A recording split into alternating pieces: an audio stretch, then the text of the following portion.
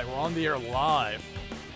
Lou Pickney Place, Fire Pro Wrestling World, episode number 6. At a more normal time for people in the eastern part of the United States. Starting things off with this one, I'm playing as Bret Hart, but 8 of the 30 participants from the 1990 Royal Rumble. So that's the what I went with for this. So I'll be playing as Bret Hart, going up against Andre the Giant, Big Boss Man, Rick Rude, Hercules, from the Rockers, Marty Jannetty, Tito Santana, and from the Powers of Pain, the Barbarian. You know, as much grief as WWE gets today, and rightly so, for the weird branding of things, they definitely were very specific about it, even back in the 80s. When you look back, certain elements at least.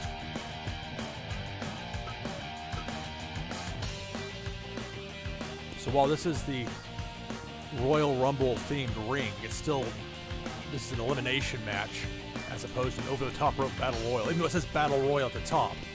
It's I could set it up that way, but I found it makes for a vastly inferior process, both playing and viewing. So, but I love the 1990 Royal Rumble. From a nostalgia standpoint, that was right about the time I started watching wrestling as a kid. And my brother had turned on Primetime Wrestling on USA, and it was like, I guess, Christmas of '89. Because I came in right after the whole No Holds Barred thing, which I guess actually was taped or whatever here in Nashville. But you know, in the old days, you couldn't get online and find out what happened 3 months ago in your town because there was no such thing. No such listing, no such ability. So all this stuff today that allows for that sort of thing, I don't take for granted. But point being, I love the undercard loves something to be desired, of course, but you know, so it goes. But the actual Rumble match itself, I think it holds up. 30 years later, it holds up.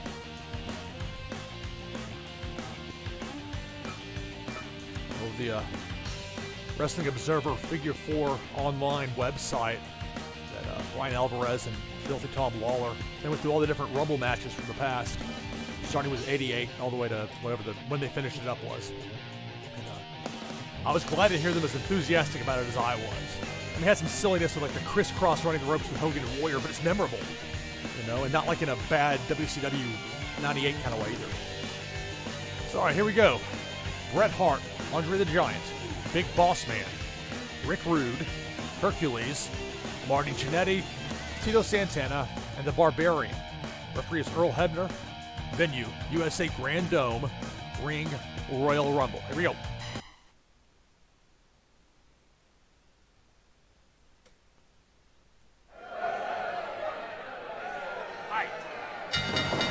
Made this ring a little bit grayer, like a bluish gray. When I was trying before, it had more like almost all white look to it. I feel with Tito would be kind of a weird mix.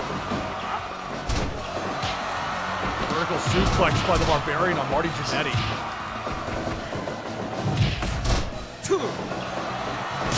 Bulldog by Bret Hart on the Barbarian. Hercules working on Marty Jannetty. Andre the Giant, the Big Boss Man. What a rib on Ray Trailer. When, you know, Andre's there as the boss. WWE, like WF at the time. And then you got Ray Trailer's relatively new to the business, and he's the Big Boss Man name. Well, that was a great gimmick, I gotta say.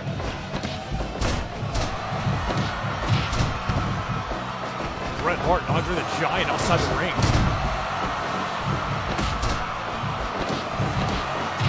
I read Bret Hart's book, which is an excellent book. And he talked about like one match with Andre, I guess. Maybe it was in Europe somewhere. I don't know if it was France or whatever. But it was interesting to get Bret's take on that, because you know a lot of different things about Andre.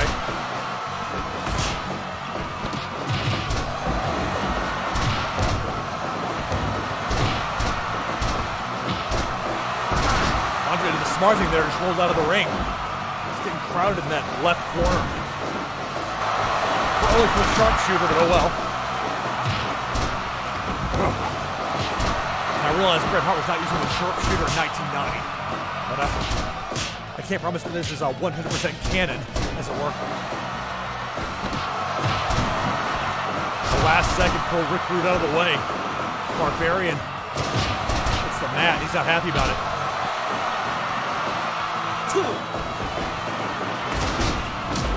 Let's time that. Another bulldog.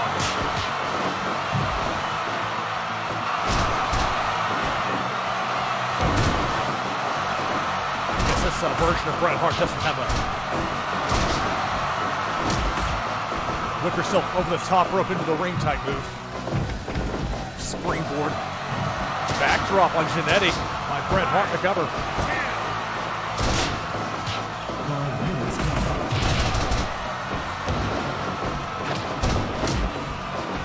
Backdrop for Hercules. But I've been playing this a lot more than I have been before as far as actually playing the game versus just sitting matches, so I'm trying to appreciate some moves better than others. That backdrop, it's nice if you've got a greater wrestling backdrop. Some of it required a little bit more timing to be a little more difficult. That's my experience, that's my case. Hercules with clothesline for Boss Man. Rick Rude fires Santana off the ropes. Earl Hebner, we got a ref bump.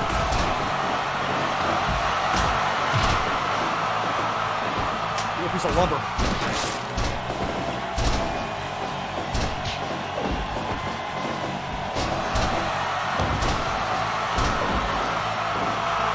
Sharpshooter for Tito Santana.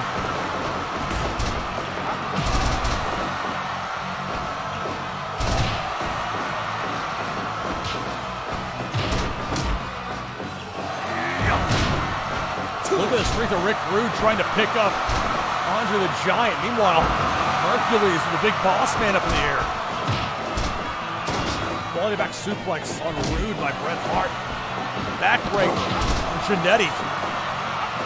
Andre the Giant.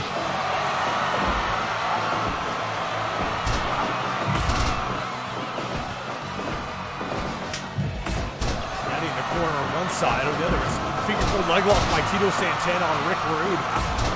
Bulldog. Again, Bret Hart with the Bulldog.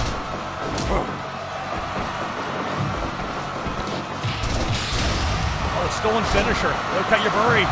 Rude awakening.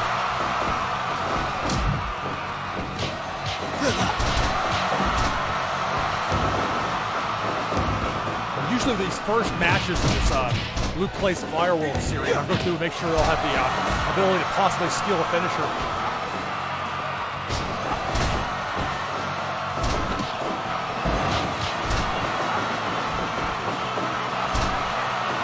Jannetty tried for a spin kick. Bret missed. Made a miss, I should say, but a duck down.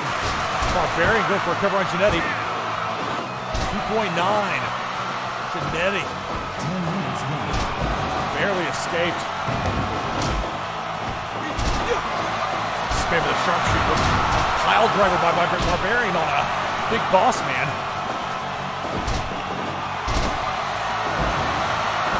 Sidewalk slam by Boss Man on the Barbarian.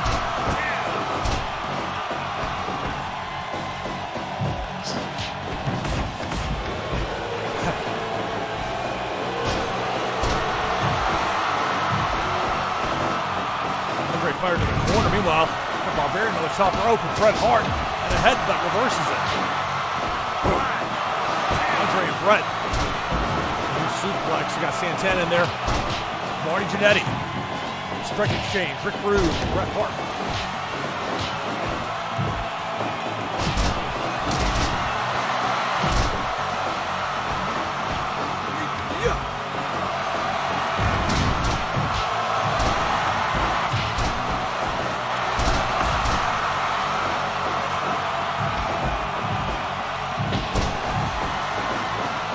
Back into the ring.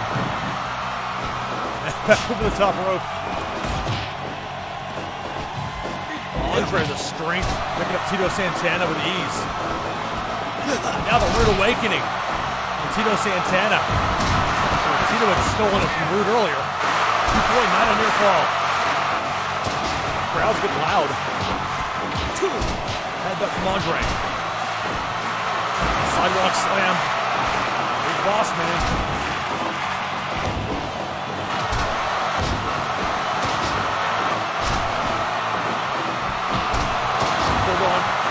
big boss man from Bret Hart. Barbarian going top rope. Headbutt, but Hercules wisely rolled out of the way, out of the ring. Barbarian crashed head first into the mat. Santana unloading on Jannetty. Nobody knocked out yet, no eliminations. Nearly 15 minutes into the match.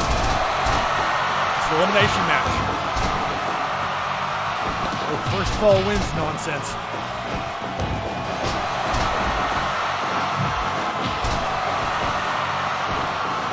Barbarian for a suplex on Bret Hart, who flipped through, but Bossman was there ready to slam. Santana, Rick Rude, looks like they're building up for a singles feud. They're going to pair it off this match. Jannetty stuck to go one-on-one with Andre.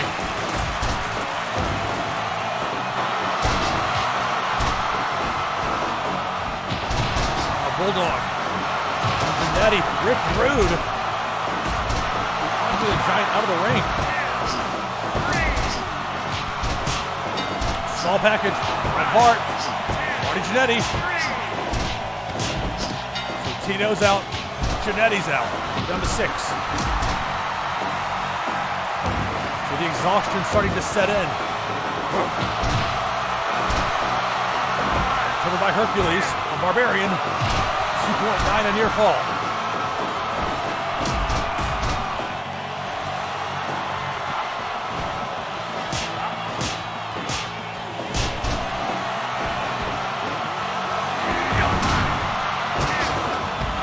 2.9, Barbarian nearly gets the pin on Andre the Giant outside the ring. Bret Hart with a sharpshooter on Rick Rude. A pile driver there by Barbarian. Cover on Andre. 2 counts. Hercules cover on Big Boss Man. 2 count as well. Powerbomb by the Big Boss Man on Hercules. I'll try and steal the cover. Hercules is out. Pinned by Bret Hart.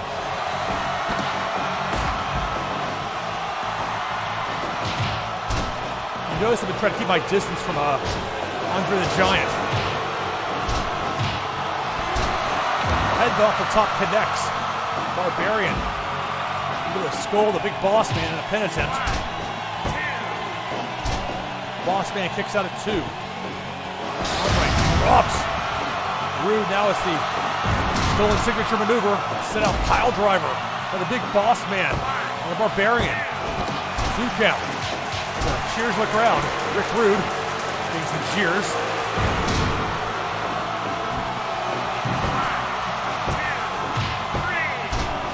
Barbarian pins the Big Boss Man. We're down to 4. Rick Rude, Andre the Giant. Barbarian. Bret Hart. Pile driver by Rude. And the Barbarian. 20 minutes ago.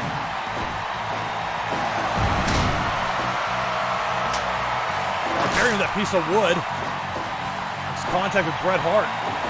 Swinging that thing wildly. Rude with a jawbreaker on Andre. Didn't see the Barbarian behind him with that big plank of wood. And second shot on Rude. Andre again. Wisely rolling away from the danger. And the strength of the Barbarian. That's Andre the Giant he's holding in the air. Now Bret Hart, sharpshooter on Andre. A submission. Bret Hart gets Andre the Giant to submit to the sharpshooter. Wow, Andre will get his heat back now on Rick Rude.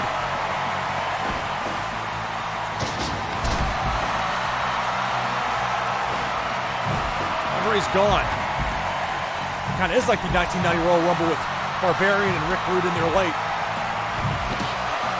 Bear hug.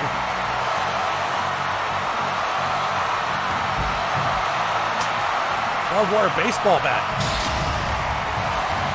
No cut, you're buried. The Rude Awakening on the floor by the Barbarian on Rick Rude.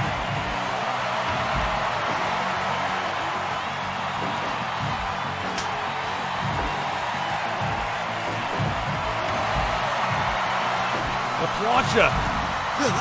Nobody there. I'll take this. Backbreaker.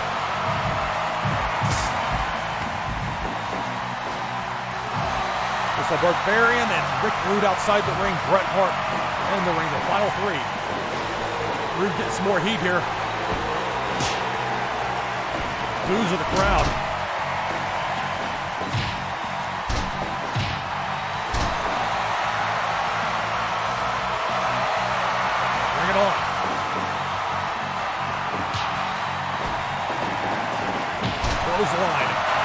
Bret Hart, Rick Rude in the sharpshooter. Rick Rude submits. We're down to 2. Bret Hart and the Barbarian. Barbarian apparently didn't hear the bell. Northern Light suplex by Bret Hart and the Barbarian. Bret Hart wins.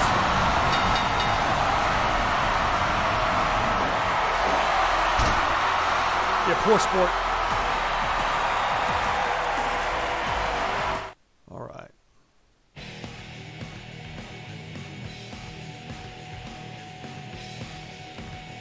I think I'm going to try turning the difficulty level up to 9. I mean, I like winning, don't get me wrong, but it's not as much fun if the outcome is less in doubt.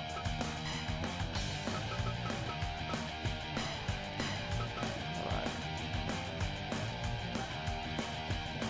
We're talking about some games that are coming out very soon.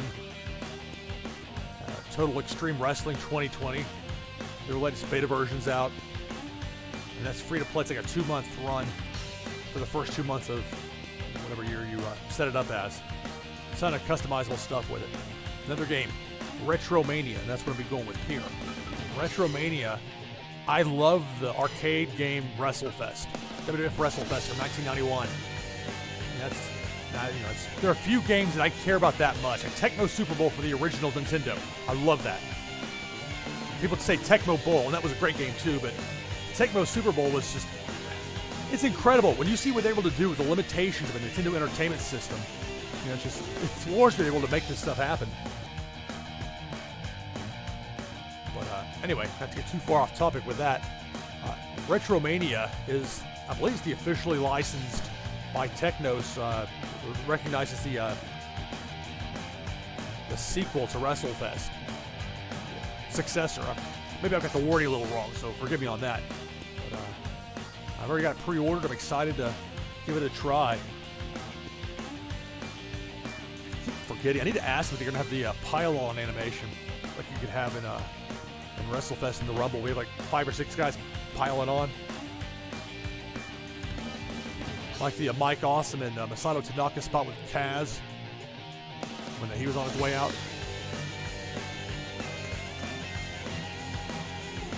Anyway, so my idea with this is going to have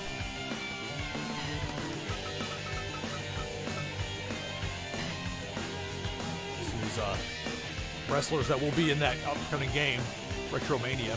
Do some of them here. Talk about that game. And any others that you might want to. So let's see.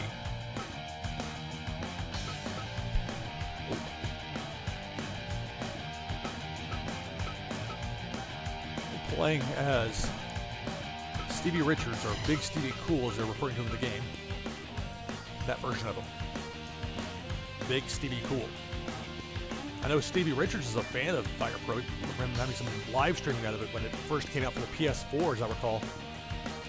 Or maybe there was like a new update that he played. Because maybe there was something that came out first for the PS4, and then like a few hours later it came out on Steam, just because of that happens sometimes with the different companies and different rules and ways of doing things. Anyway, I know he likes the series, so playing as him. Sorry, Stevie, I picked this time to go up to level 9 difficulty.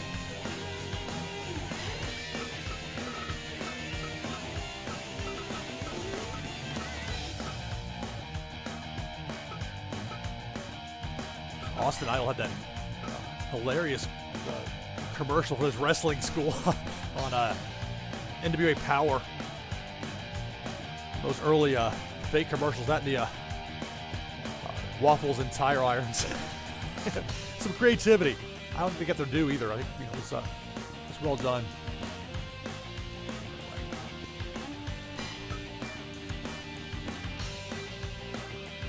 I saw a really good promo on Twitter a couple days ago, maybe it was yesterday, sometime recent. It was of Les Thatcher was interviewing Gary Hart and Austin Idol. And Gary Hart, that guy, I never got the feeling from Gary Hart that he was playing a character. He always came across as very authentic. And that's an element that You don't see as much in modern day pro wrestling for a number of reasons. But it's a captivating promo. Of course, Austin Idol's good on the mic too, so it's like he needs somebody to speak for him, but in that case it was with the story they were telling in particular. Going back to the infamous plane crash in Tampa Bay.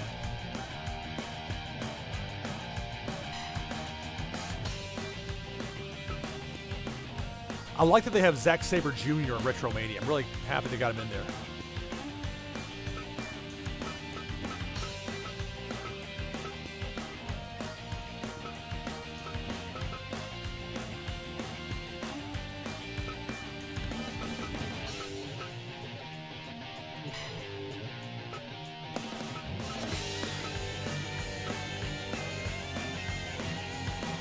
I'm not sure how many outfit choices there'll be for RetroMania. I think one of the few negatives that's been pointed out about WrestleFest compared to the previous game is Superstars, whatever they called the one that preceded it. I think there are like a couple of guys that have like different outfits in the game versus having not much as far as options, customization. Not that you would need that as much with an arcade title anyway, but it's just, I'm not sure what they're going to do if anything different from that, but you'd think that different outfits would make sense. It's a way to build on an existing great thing and something that would make it perhaps even more enjoyable. You see how he's on here. I try to make it where guys aren't going to have outfits that are going to blend in too much with the background of the mat or whatever. Not always doable, especially with an 8-person match, but a consideration nonetheless. Like with this, I've got a green mat. I'm not even sure they're going to have a green mat in the game, but for my purposes here, it works out.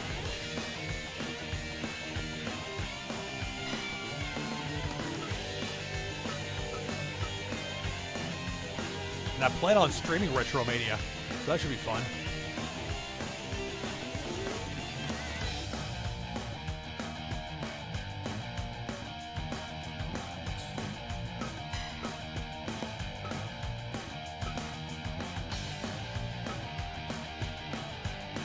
I think I usually use this version of Tommy Dreamer because that outfit, that to me seems more like Dreamer than that. Although they're both better than what I could come up with for a creator wrestler. Make sure I'm clear. I'm not trying to ever knock anybody that designed something because I appreciate it.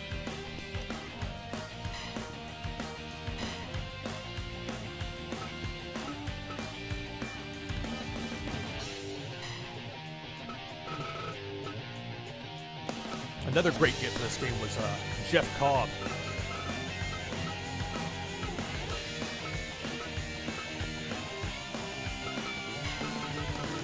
I tell you, with Cobb, there's a lot of upside to him remaining as independent as possible. You know, being able to be part of projects like what RetroMania is going to have from other companies. I'm sure want to license him for various things. He had that one match in AEW, but that's enough. I mean, he treated it like it was a big deal. I think that can't be overlooked. That, you know, they bring in somebody that, even though he's going to lose, they want to make him look good at the same time. To that end, they did. I thought so.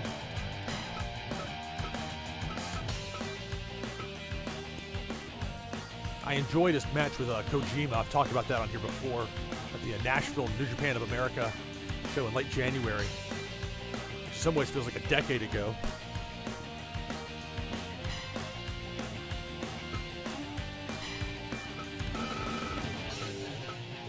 Johnny Retro, yeah, Johnny Retro is the name we're going to go with on this. Or John Morrison, John Hennigan, and Johnny Retro. That should be, that's a good choice.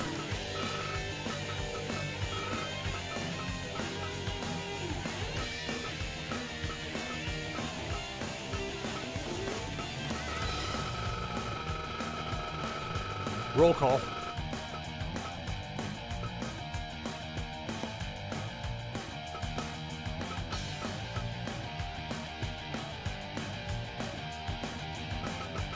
I've got him in the game. He was not in WWE by the time this game came out, so I probably didn't put him in with WWE for a reason. realize a lot of this is outdated as far as placement goes, but nonetheless, that's how it is. There we go. Yeah, also, Johnny Mundo. The original Johnny Nitro.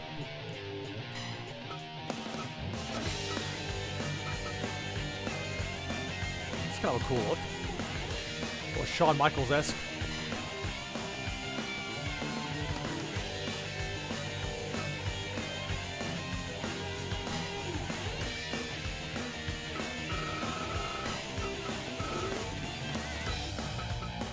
Gotta find where a war horse is. You see the power of a video game. I didn't have a war horse downloaded until I learned he was on the roster for RetroMania. And that's, as much as it's good to have known commodities to help sell the product, it's also helpful for up-and-coming or not as well-known talent to get a all new audience through just a video game. I know friends of mine, they're like in prominent, nice positions right now that played WCW versus NWO Revenge, and knew a lot of the guys from that game just from the video game because it was such a fun game. And it's like a subtle way of marketing in a way, almost like radio stations and that ever complicated relationship with record companies, because they both need each other, but sometimes in varying ways.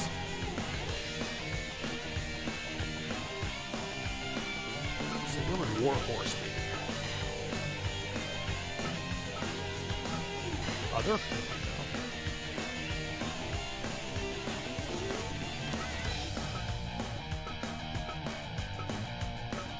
Not Ring of Honor.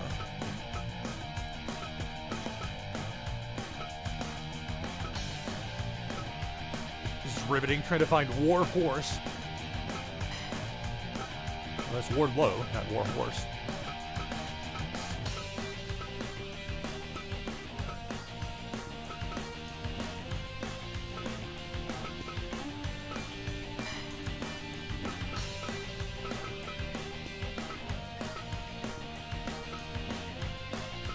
I know I've got one downloaded because I've had him in matches before, it seems.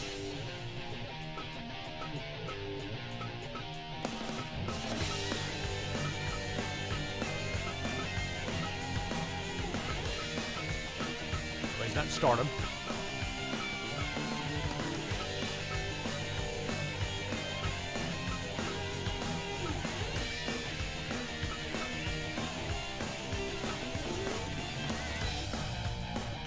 Okay.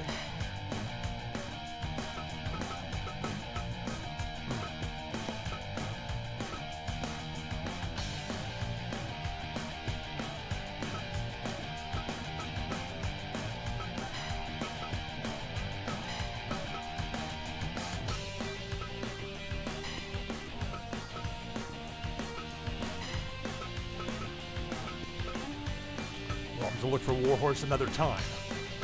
With Colt Cabana.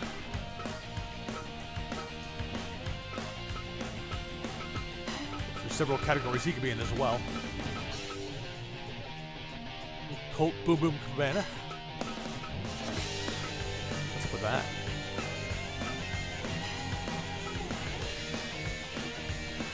So I'm not using Warhorse.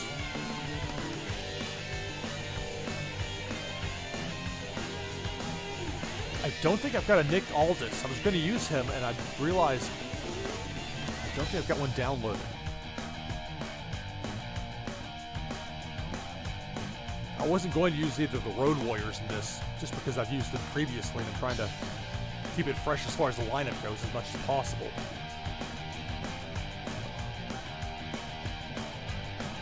Got an idea.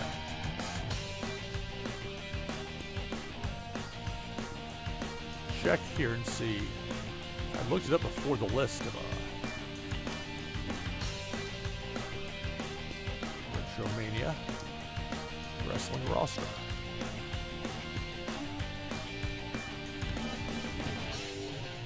Oh, it was a blessing in disguise. I forgot to the recent edition of Nikita Koloff. Oh. A negative turned into a positive. Sorry, Warhorse, I'll have to catch you another time. I think this is a relatively recent announcement. Anything around NFL draft time is kind of a blur for me just because of how busy that particular time of year gets for me in my line of work.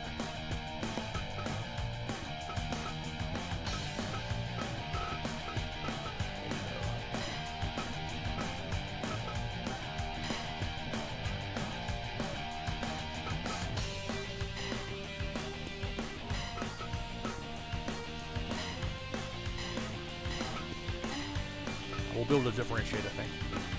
Okay. I believe we're ready to go with this. Stevie Richards versus Austin Idol versus Zack Sabre Jr. versus Tommy Dreamer versus Jeff Cobb versus Johnny Mundo, aka Johnny Retro, Colt Boo Boom Cabana, and Nikita Koloff. Referee Earl Hebner, venue Madison Square Garden, and the ring RetroMania Wrestling. Here we go.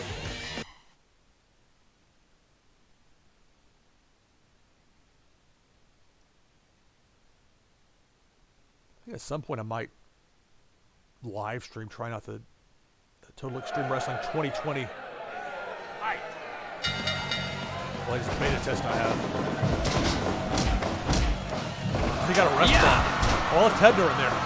Sorry, pal, I got double duty.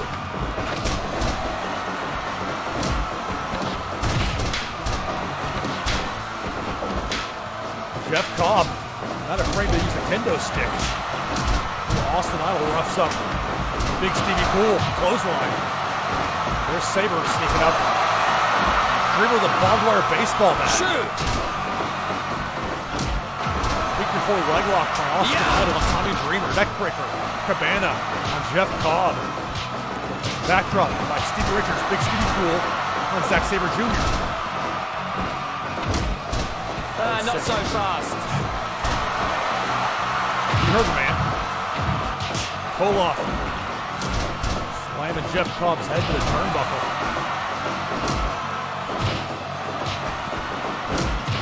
Collisions galore. Strength of Jeff Cobb to flip over Johnny Retro. Double back elbows by Dreamer.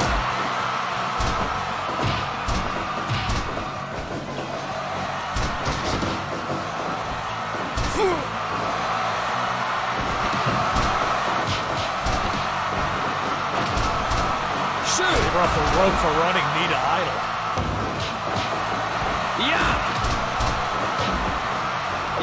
Jeff Cobb. It's too strong for me there. Spike powerbomb by Koloff and Retro. Johnny Retro. Whatever the indie equivalent to Starship Pain is, but then it's get the fall. Austin Idol. Sabre, now Sabre, an uppercut. Big Stevie Cool.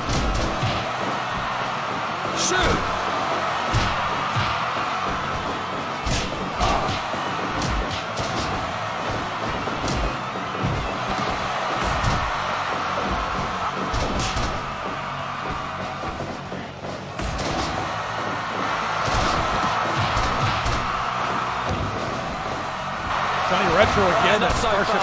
Oh, critical. Did Jeff Cobb just get critical? But we got the sound effect. Sabre preparing for the crowd.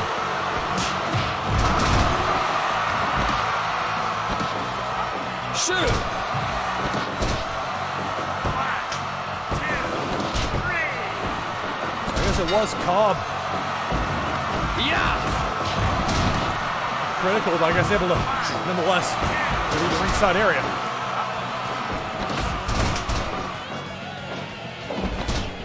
Ringer. Zack Sabre Jr. Technical wizard.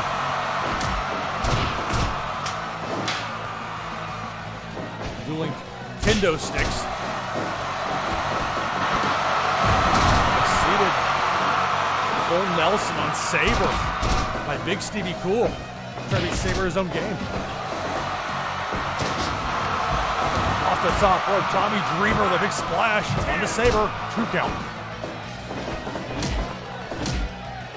Not so fast. Sabre's talking a lot of smack. Boston Crab by Tommy Dreamer on Idol. Cabana not joking around. He had that kendo stick Not so for a minute. fast. Backdrop on Retro, covered by Big Stevie Cool. 2 count. Shoot. Koloff with a pile driver on Colt Cabana. And a pile driver by Koloff on Retro.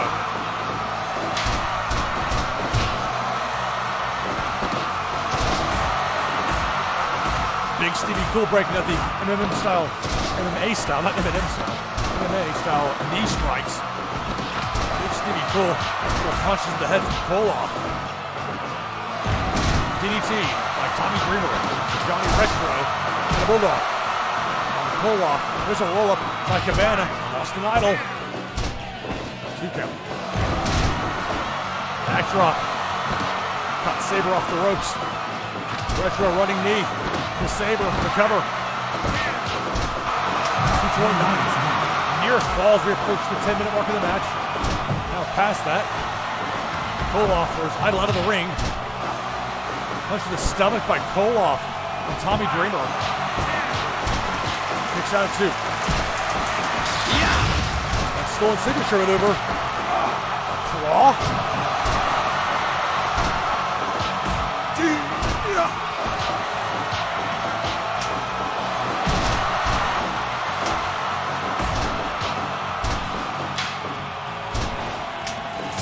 Hardware baseball bat by Big Stevie Cool on Retro. Meanwhile, it's Tommy Dreamer trying to clean house with a kendo stick. Low blow on Retro. Yeah. By Idol. Yeah. Retro top rope. Big Stevie Cool moved Austin Idol all the way.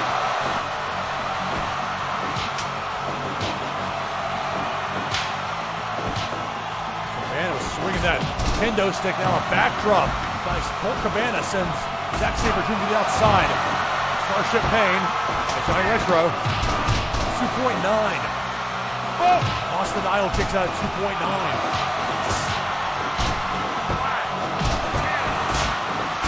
Two count by Idol on Retro. The strength of Austin Idol. Military press and a slam. Johnny Retro. 2 count only though.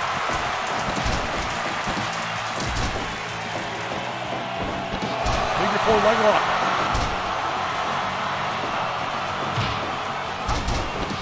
Retro stuck in the figure 4 for some time. Double underhook suplex by Austin Idol. And Johnny Retro, meanwhile, a powerbomb, a set-out powerbomb by Zack Sabre Jr. Nikita Koloff gets pinned for a 3 count. Koloff's out of the match. Down to 6. Yeah. Again. Austin Idol, his appreciation is a low blow. No good deed going unpunished. Seated. Full Nelson by Big Stevie Cool on Dreamer. 2 count.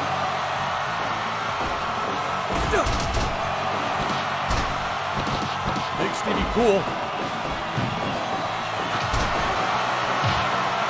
I'm not quite sure what that move was. I know what that was, a sit-out powerbomb by Sabre on Cabana, and a 3 count. Zack Sabre Jr. has pinned Colt Cabana. Retro off the ropes. Backdrop by Big Stevie Cool. Stevie drops Sabre with a kick. And ditto for Idol. Retro connects. And Sabre. Dreamer drops Sabre. Super kick from Johnny Retro. Tommy Dreamer.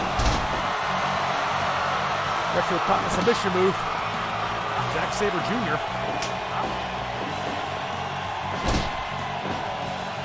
Not having much luck with the barbed wire baseball bat. Yeah.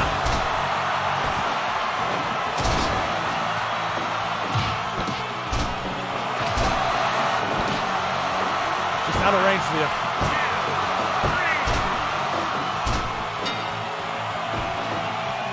Sabre out. Trying to figure out which one the ref was counting. Sabre Jr. is eliminated. We're down to 4. Big Stevie Cool, Johnny Retro, Austin Idol, and Tommy Dreamer. Double drop kick by Big Stevie Cool, Tommy Dreamer, and Austin Idol. Johnny Retro and Big Stevie Cool. Snapmare by Retro. Dreamer unloading on Austin Idol. The kendo stick shot to the chest, to the back of Idol. Retro trying to throw some punches in there, seeing Tommy Dreamer team up against Idol. There's always going to be only one winner.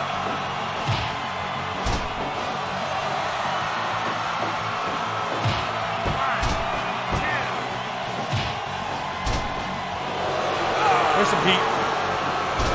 Fans booing loudly. Austin Idol. Starship Pain, but off target. Retro collapses into the mat. Top rope again. And again. Nobody home. This time is Dreamer. 20 minutes again. That's the 20-minute mark. Again, a missed Starship Pain. Retro need to readjust the strategy. Although that time he connected on Tommy Dreamer. Not that time. Big Stevie Cool. Dreamer out of the way. Backdrop by Dreamer. Moves Austin Idol out of the ring. Backdrop by Retro sends out Dreamer. Also by Big Stevie Cool, the suplex. That sends Retro to the outside of the ring along with Austin Idol and Tommy Dreamer. There's the line.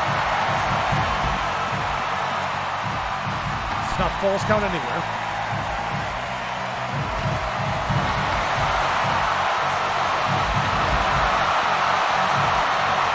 And no countouts. Oof, rough landing there for Idol. And a leg drop by Dreamer on Austin Idol. Tommy Dreamer grabs a chair. Unloading on Austin Idol.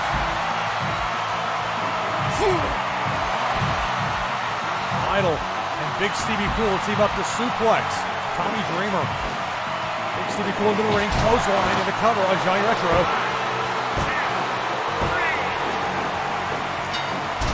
Johnny Retro has been eliminated, pinned by Big Stevie Cool. We're down to 3. Tommy Dreamer pin attempt on Austin Idol. And Big Stevie Cool breaks it up. Heat.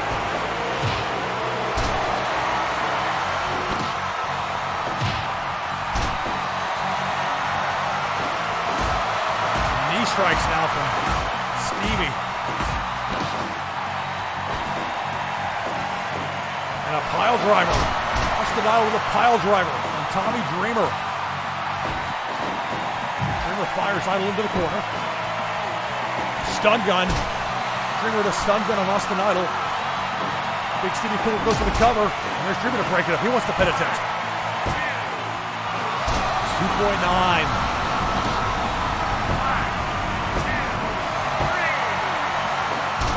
So Austin Idol. Tommy Dreamer will regret that decision. And go pinfall over him. It's down to 2. Austin Idol. Big Stevie Cool. Big Stevie Cool blocks the suplex attempt by Idol. Connects with one of his own. And 25 minutes into this match.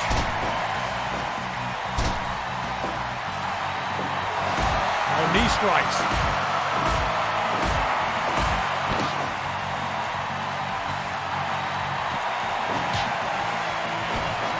Austin Idol thrown to the floor by Big Stevie Cool.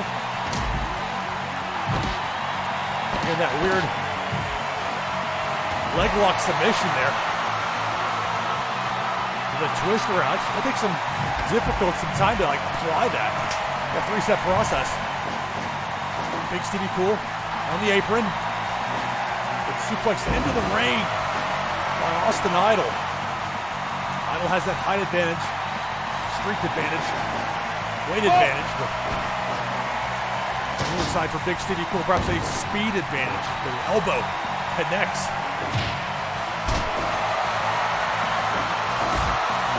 strikes.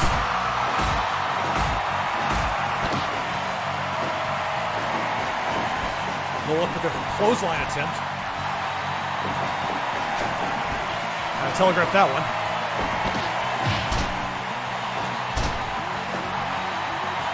A little more difficult on level 9. Oh! That's for the best. That's the knee strikes.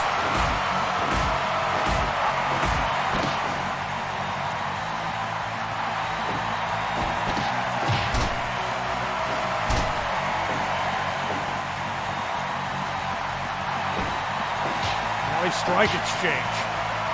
Big Stevie Cool. Lost the Naito.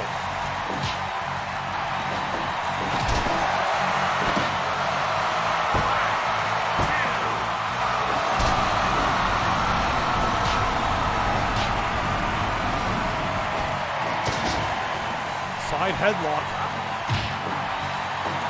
Lost the Naito. And a sleeper.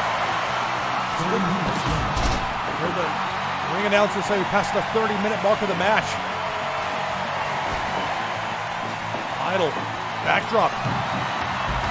Stevie with a backdrop. It's Idol to the floor. And a plancha connects.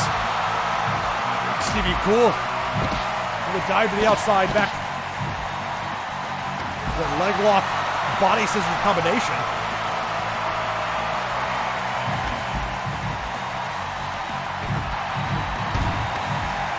Fires Idol to that barrier.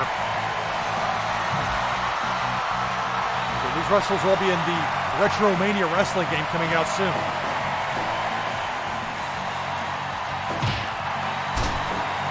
Kick to the stomach by Big Stevie Cool. Austin Idol. Idol with a punch.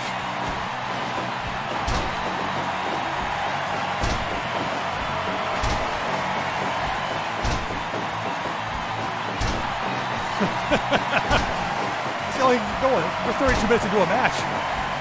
Idol's been doing his cardio. Look at this. Just gotta make sure I don't miss timing on the drop downs.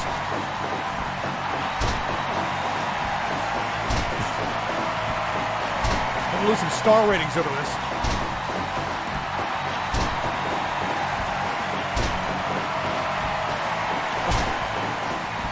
Oh, there we go. Finally. Yeah, he's tired. Oh.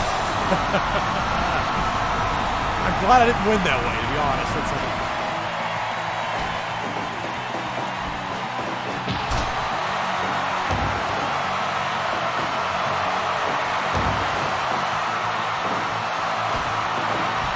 Here we go again. Oh, mistimed it.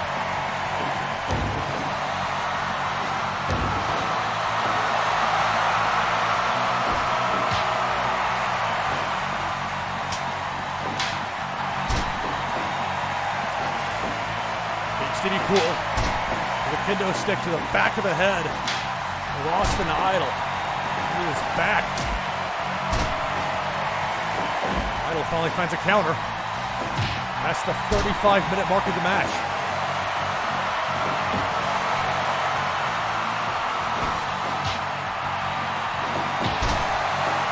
Clothesline into cover by Big Stevie Cool. 2 count. Austin Idol thrown to the outside. And the right knee of Idol.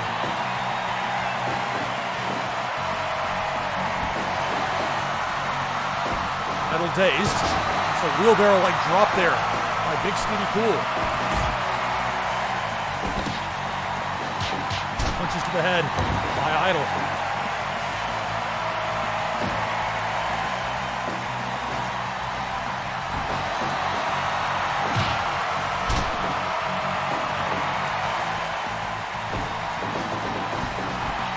Stevie sits for the ride, holds onto the ropes. There's a barbed wire baseball bat.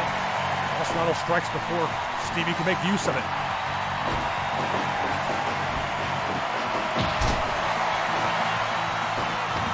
Stevie rolls Idol to the outside.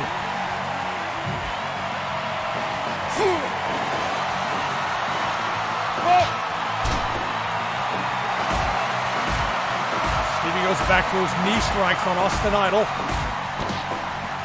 Oh! Now a strike exchange.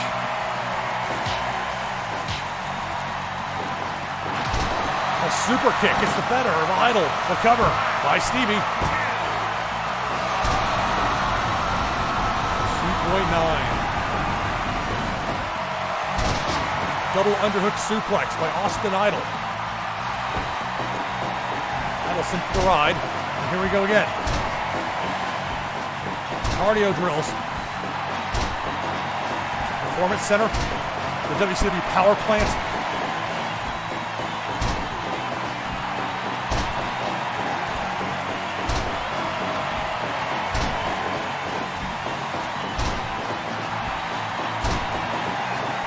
So I keep doing that, so backdrop.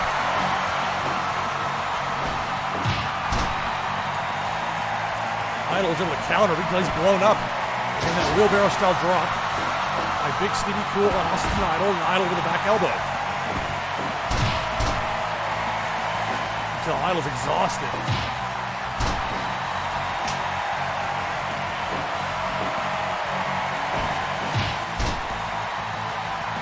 Really flashy about the offensive Idol at this point, but doesn't need to be. Got that size and strength advantage on Big Stevie Cool. Both men slow to get up. Stevie comes Idol to the outside. So they're gonna catch my breath for a moment. Here we go, Idol in the corner. The reversal that throw is Big Stevie Cool to the outside. And listen to that crowd. They're giving it to him. Don't bring a chair to a barbed wire baseball bat contest. With Stevie taking a quick advantage on the low blow from Idol outside the ring. Driving the left knee. Big Stevie Cool into the ground. It's Idol. What a clutch. Or a chin lock, if nothing else, there for a moment or two on the floor by Idol on Big Stevie Cool. Leg drop. It's on the floor. Remember that. Now knee strikes. Like Brock Lesnar and Randy Orton at SummerSlam. Just hitting the head till you get hard way juice. Backdrop on the floor. Stevie trying to take advantage. What's in his favor, like his speed advantage, but again a low blow. Austin Idol. Afraid to break the rules, as it were. Idol first back into the ring.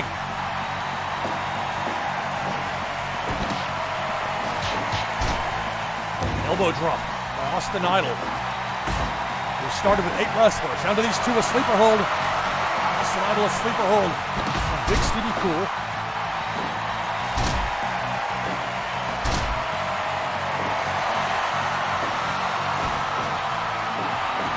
Double underhook. Idol takes over. Big Stevie Cool. Headlock.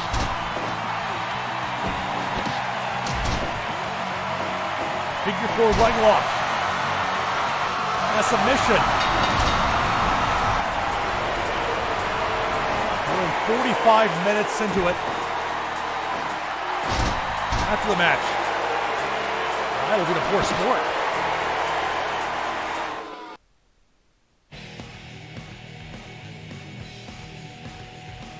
A long last 20 minutes there.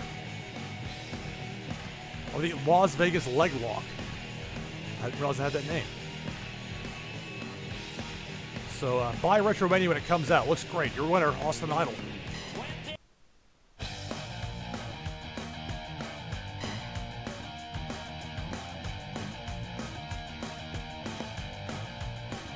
This is going to be interesting. How this is going to look.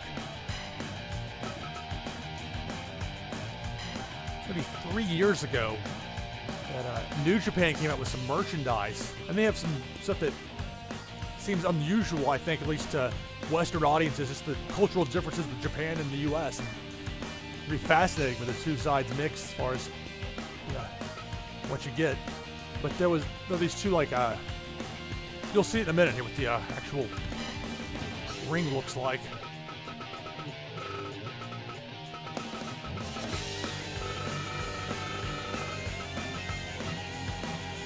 There's a couple of these. There's a picture of them they had online. I was able to use it and make it to a mat. I've used this a few times on sim matches online. I think my description is not exactly being all that effective. We'll have to just have to see it when it's pulled up.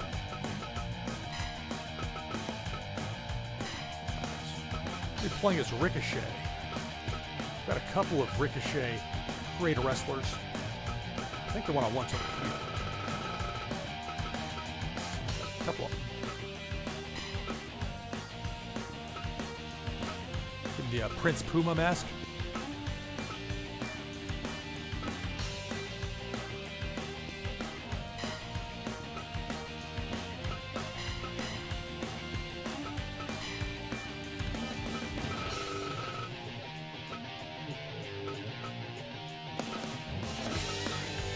Omega. That's one I don't use very much.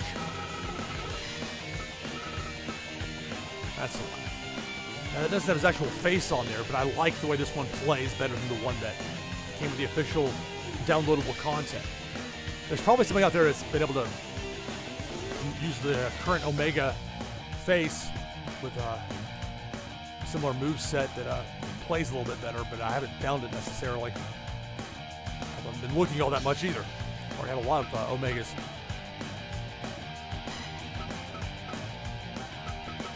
Throwback, but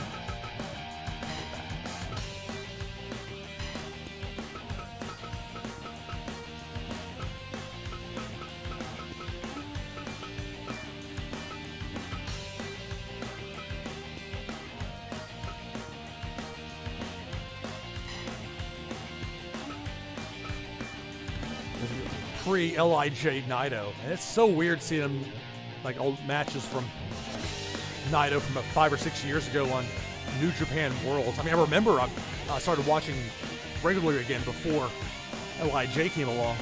But it's, what a difference a new gimmick can make.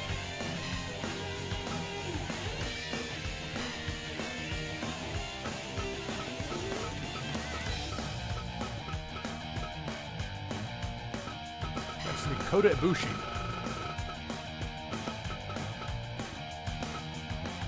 And this Creator Wrestler download already has the face on there, so Creator did me a favor with that. I'm going to play as Tiger Mask W. Although I don't think the way they look at it in New Japan that when Tiger Mask kind of match with Okada, that counts, quote unquote, in the all-time series between Ibushi and Okada. Although I could be wrong on that, but I think that's the way they do it.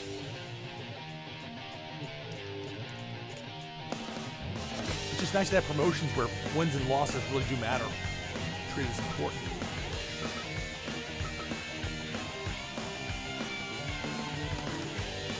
My theory on why WWE is trying to get far away from that, and there are a few reasons, but I mean, if everybody's a superstar, then nobody really is.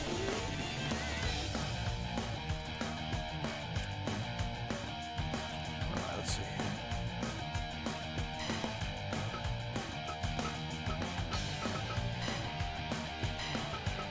Go with more the gold look there, so it's a bit of a contrast from the white ring design. And I can't change the color of that, unfortunately, because when I created it in paint.net, I didn't have it as a PNG with a blank background. I had white background on it, so. Although I think it would look weird with most other colors, so maybe it's for the best. I'm not gonna just all Japan guys. Throw a couple of AEWs in there. There's Sammy Guevara. I need to move him.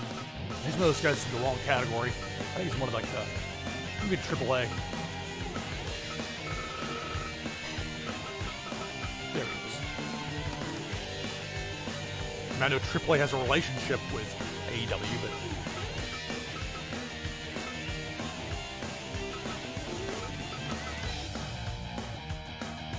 there are a couple of the creator wrestlers which just feel like a bald spot, which he doesn't in real life, as far as I know. It's like I'm complaining though, is having access to all these wrestlers. When if you played older games in the series, you know how nice this is compared to how it used to be, even with returns.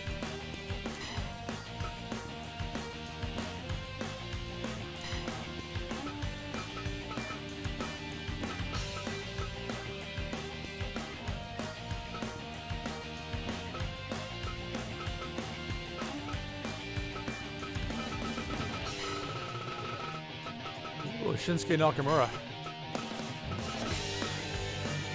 With the more classic look compared to his modern Honky Tonk Man jumpsuit era.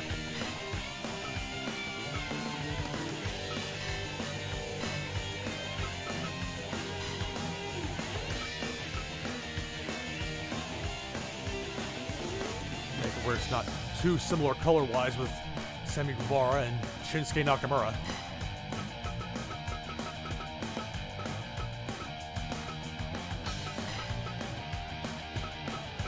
Where's Darby Allin? I know where he probably is. There we go. I first saw Darby Allin in person over WrestleMania 33 weekend in Orlando, so 3 years ago. WWE and Evolve, Progress. That's how they say it. I mean, here Americans say it, they Progress, where it's like, it sounds like AW. But I heard the people from that company say it's Progress. So they did ran a show there as well. It's a place that used to hold a High Line, which is weird, like Florida. It was like for a specific amount of time, it was really popular in Florida. And I know it's like for gambling purposes, but I don't exactly know how it works beyond. It's very fast-paced. So it's like this highlight court, which has these large, you got like these the balls are just flying at them. So it's gonna be like, very, very hard. So like granite walls and high ceilings. So, but like I saw Donovan Dijak versus Keith Lee. It was a great match in spite of the challenges of the acoustics. If it had been a low ceiling, the sound would have been compressed, it would have been even better. But anyway. As on that show, I saw All Ego, Ethan Page against Darby Allin. This like crazy weapons match. There's only like I was feeling uncomfortable watching it. The level of beating that Darby Allin was taking. The guy's tough though, make no mistake. And he's connected with the audience. He showed before they didn't have fans anymore. I saw kids showing up to the arena. Some dressed up like Orange Cassidy, and then some with the Darby Allin look.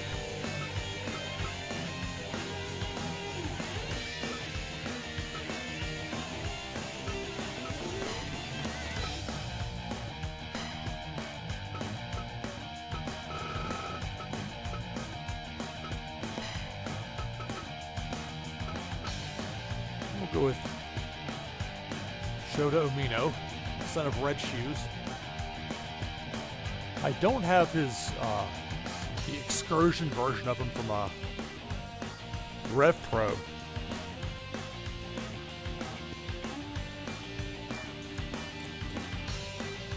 And it's an interesting case with Umino, growing up around the business. He certainly knows that, he's seen his dad and all the, all that time spent on the road and all the very difficult things that involve being a professional wrestler. But he's a natural at it. And then the way John Moxley showed up for the G1 last year and more or less brought him on his own personal young lion, which is going to pay off great down the road in all likelihood.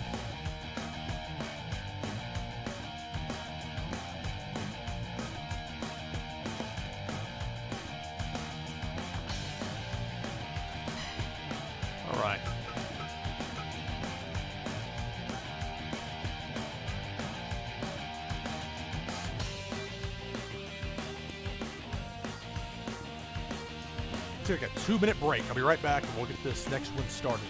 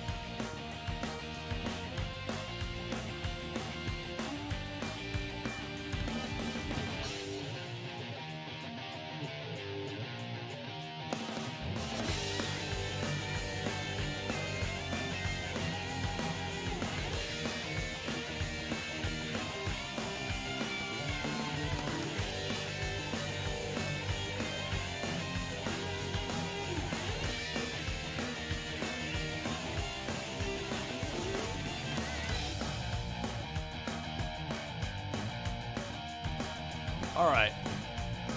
I'm back. I'll be starting here in just a moment.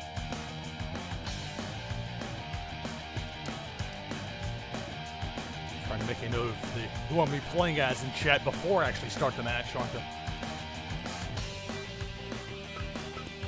Make my guy leave the ring and do that mid-match. All right, so here we go. This is the Omega Naito design that I mentioned before.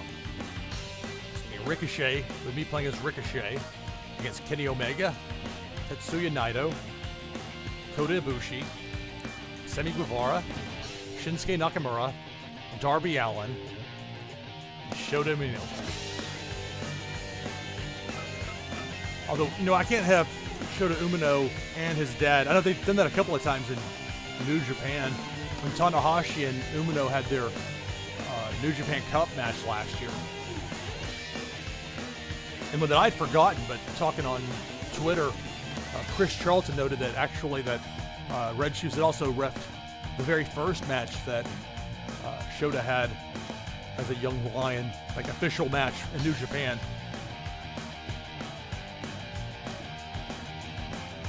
How good is Chris Charlton to have the incredible depth of knowledge of New Japan Pro Wrestling's history and its current as well, and the landscape in general, and be able to translate so well Japanese to English on the fly. That's a special combination to have, and of course New Japan finding ways to utilize great things. It worked out for him to get in there and do some color commentary, or at least translate if nothing else, and does a fantastic job.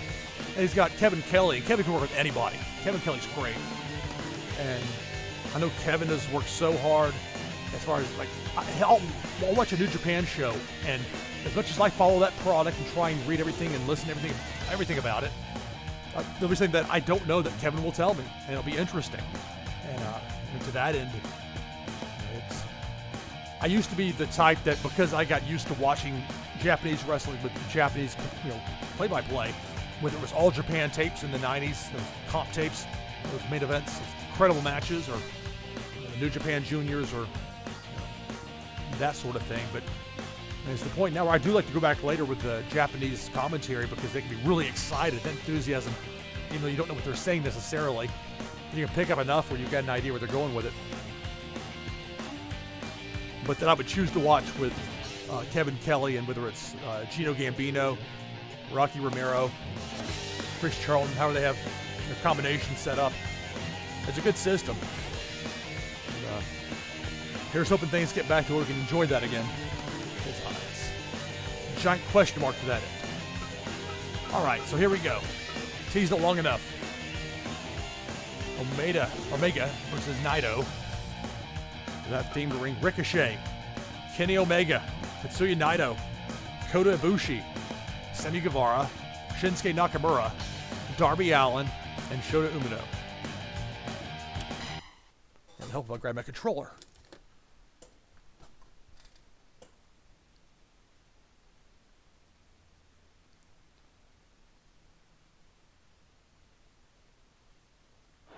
We're gonna see. It's a little weird looking.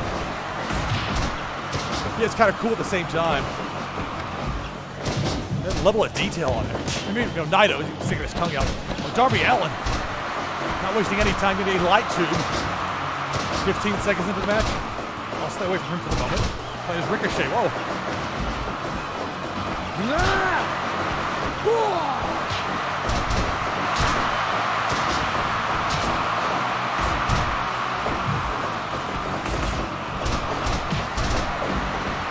Naito, Darby Allin on the right. As Allin get the better of Naito.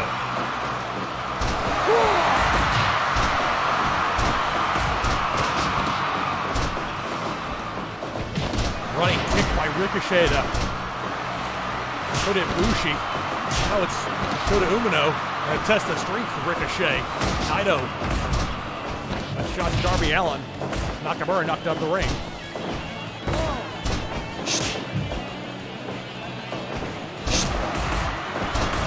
It's a little tough at times to see where guys are in the ring. We got the distracting images there, but I ran across it looking through some old I'll just break him out for just a one-off.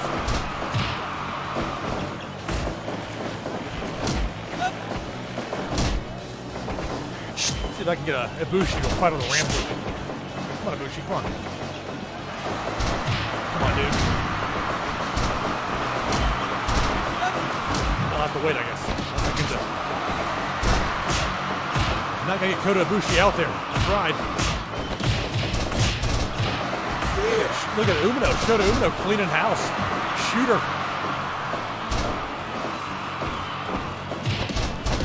That made me laugh so hard, though, when Moxley, like, in his character, misunderstood and thought his name was Shooter as opposed to Shota. Like a Shooter D. Malenko. The guy who could handle himself in the ring. His competitive opponent, I should say, got a uncooperative strike exchange. Naito and Ibushi. Destino.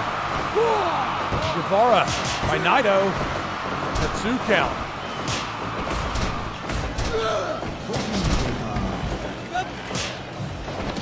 Nakamura again back outside the ring. And a knee strike. Kota Ibushi, Ibushi top rope. Sammy Guevara. Ibushi connects with a kick to the face. Naito in the corner. A high-low kick on Naito. And Nakamura and Ricochet. Ibushi in the corner. Guevara on the floor.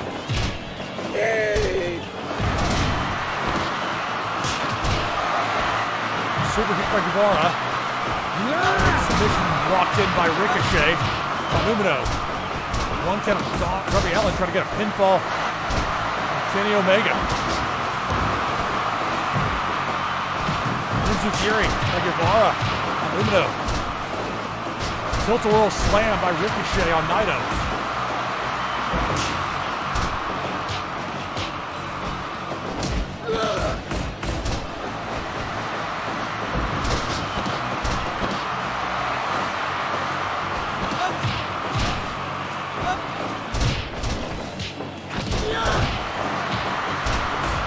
Tough when you get stuck in the middle there, trying to make a little bit of room.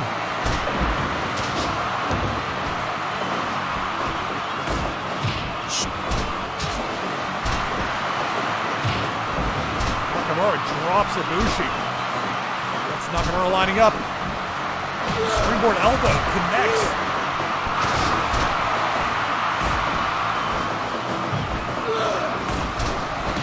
Ricochet knocks down Guevara. A punch by Darby Allin on Naito. And another. Phoenix Flex on Umino. On Kota Ibushi. 2 count only. You heard that light tube shatter.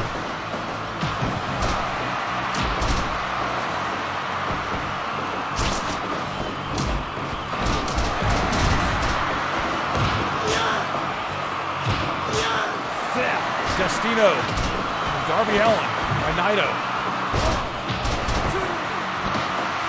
Kick out of 2 by Darby Allin. Running kick by Ricochet on Nakamura. Fisherman suplex on Kota Ibushi, 2.9. Kota Umino, the young lion, nearly pulled off a monumental upset. Nakamura cover. Kota Ibushi.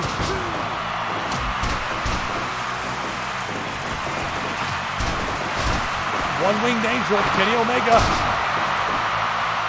Shota Umino. So young lion Shota Umino out of the match. And a one-winged angel for Darby Allin and Kenny Omega. 2 only. Darby Allin escapes. There'll be applause for that crowd. Poison Rana. Poison Rana on Sammy Guevara. Naito didn't need to sneak in there and try a pin attempt. Naito the roll-up. Sammy Guevara. 2 only.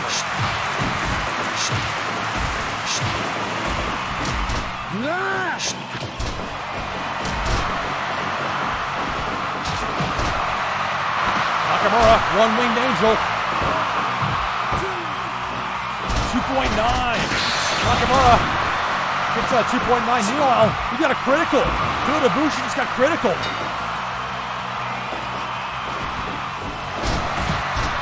German suplex, Sammy Guevara. Naito at it 1.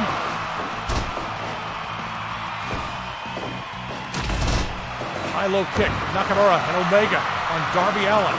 Naito and Sammy Guevara. The replay is Ricochet with 6 left. A Scorpion Death Drop there by Naito. Back brain kick by Nakamura. That buys a plenty in there. You'll cut your bury. Stolen signature maneuver. Only a 1 count as Guevara breaks it up.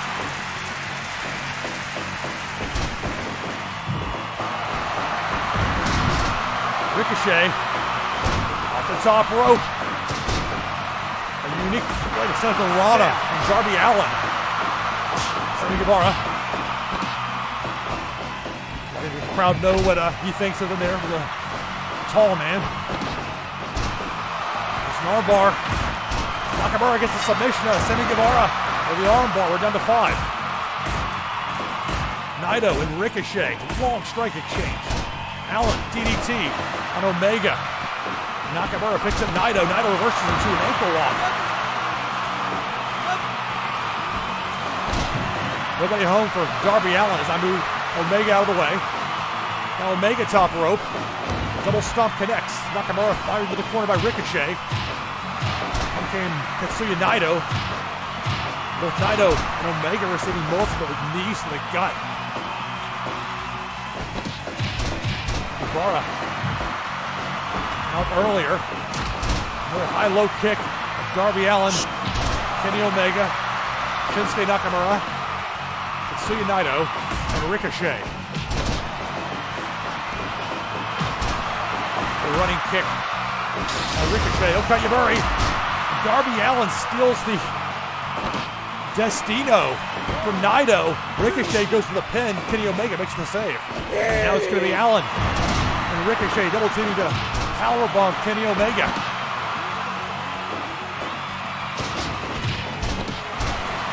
Nakamura trying to break up whatever is going to be set up there in the middle of the ring.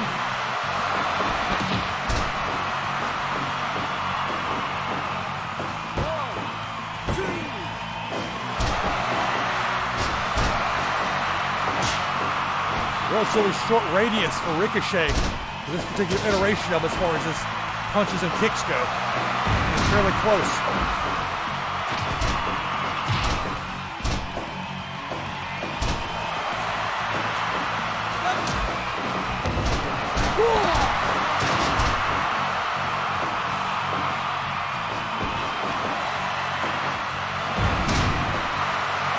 Omega drops Naito. Now powerbomb off Darby Allin by Omega, 2 count. Destino of Tetsuya Naito and Shinsuke Nakamura. Naito goes for the cover. 2 count only.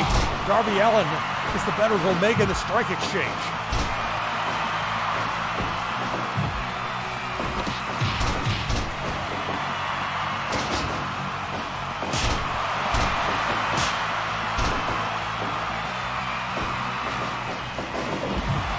Get Omega fired in my direction. With the applause of the crowd who passed the 20-minute mark of the match.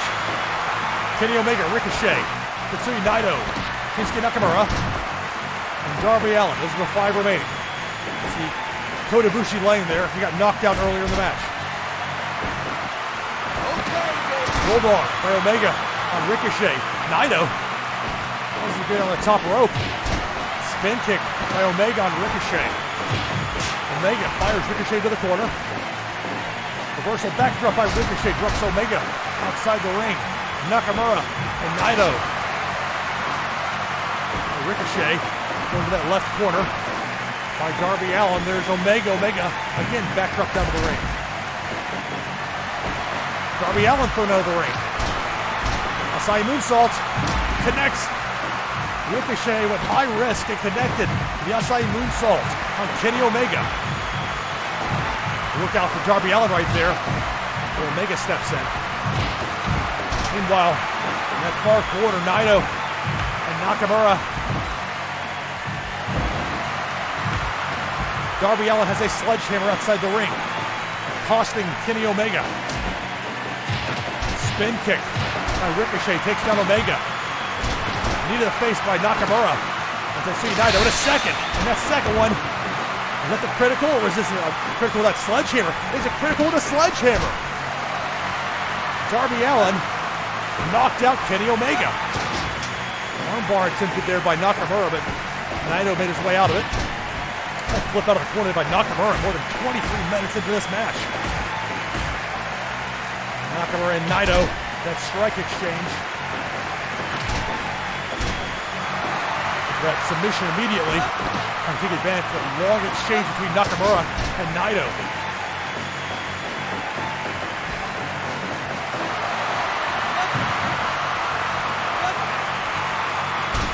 Whatever Darby Allin was trying to go for there did not work. That sledgehammer's way of fixing things, and so does the Destino, and it's a critical.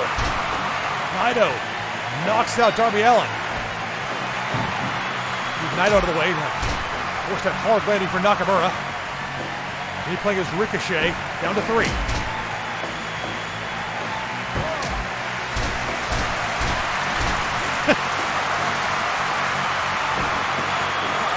Destino. See Naito with Destino. Naito pins Shinsuke Nakamura. We're down to 2. Ricochet. Tetsuya Naito. Ricochet off the ropes. Running kick to the face of Tetsuya Naito.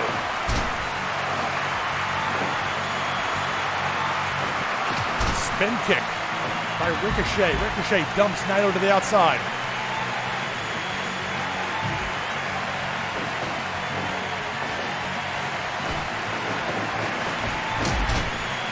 Botch. Why does he roll onto the ramp?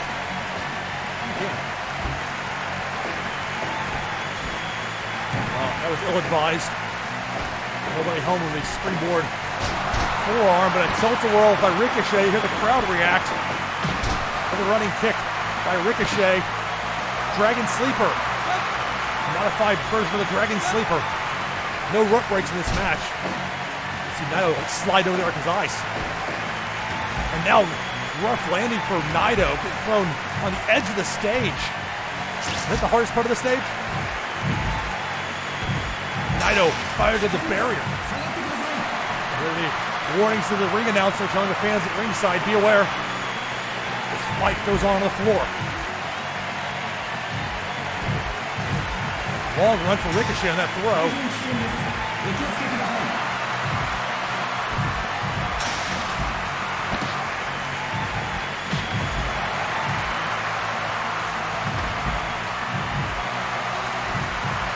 Northern Lights suplex on the floor by Ricochet.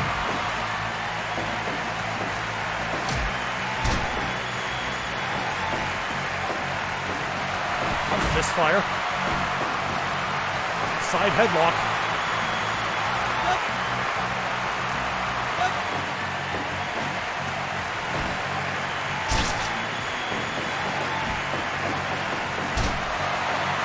Both Naito and Ricochet miss.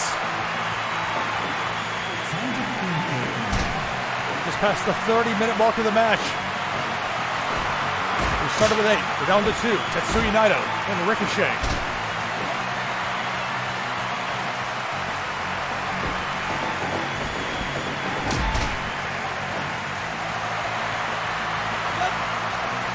Ricochet, that submission maneuver. Naito gets out of it. Both men circling the other. Ricochet throws Naito to the outside. And now Ricochet, another Asai moonsault, and it connects. Just like earlier with Kenny Omega. Asai moonsault.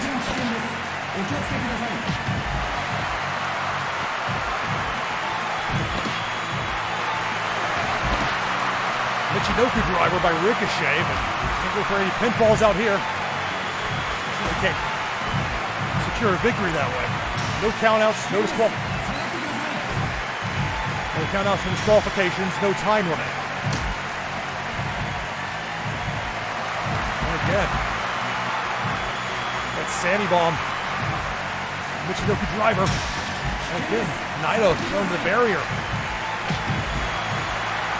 Ricochet, relentless.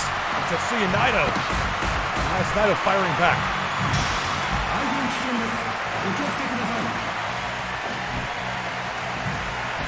Off the top. High risk, and Ricochet collapses to the ground. Immediately, Naito tries to take advantage. Going after that knee, hit that right knee. Ricochet again going top rope. No. Went the wrong way with it. Although perhaps that's better than him falling to the outside again. Naito going out the other side. Will King Ricochet take flight? Not that time, as Naito's back in the ring.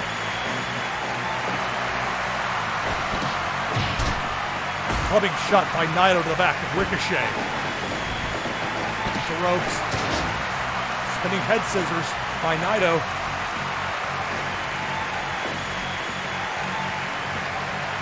"35 minutes and still going." Naito again thrown to the outside by Ricochet.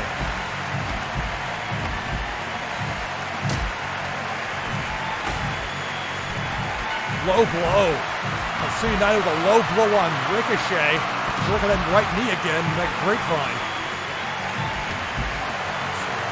Ricochet will repay the favor. Neck breaker by Naito. And again, that right knee to target Tetsuya Naito. Long run to Ricochet. Trying to return, misses on the punch. And it's Naito who connects. Finally, Ricochet able to deflect. Attempt by Naito to take out his knees. Now it's Ricochet with a leg grapevine on Tetsuya Naito. The final two remaining in this match.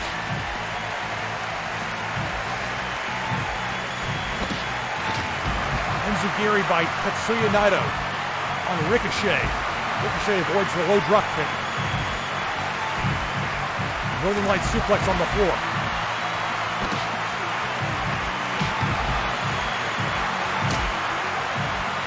So Naito gets right back up. Almost trying to seem unfazed. He might be.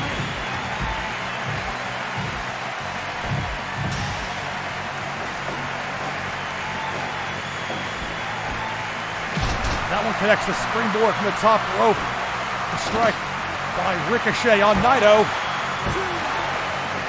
2 counts. Referee Red Shoes Uno.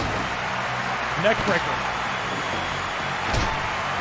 Basement drop kick by Tetsuya Naito on Ricochet. Slide through by Ricochet. Ricochet kind of telegraphed that tilt-a-whirl attempt. And again, Naito going after the knees of Ricochet.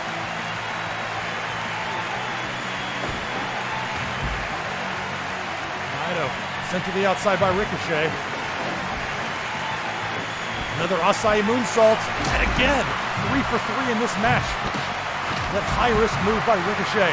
The second time for Naito to be hit with one. Now again, working on the legs, that right leg in particular, of Ricochet. German suplex on the floor by Naito.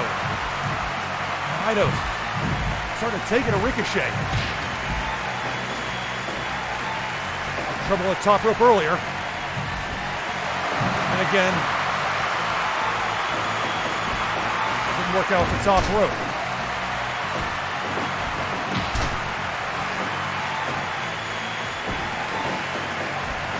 Oh, mistimed that one. More than 40 minutes into the match.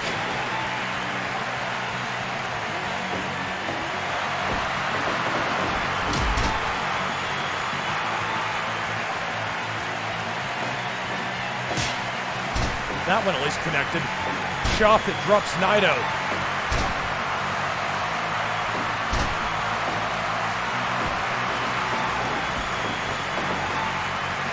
Inverted atomic drop by Naito. Ricochet's days. Basement drop kick. Striking that right knee. Tilt-a-whirl by Ricochet. Top rope. The 630 off the top by Ricochet on Naito in a cover. 2 counts. Ricochet's going to think, what's it going to take to put away Naito? Go to the outside. There we go. Space flying tiger drop connects. Ricochet. Up on the floor, another German suplex from Tetsuya Naito on Ricochet. Ricochet a body slam.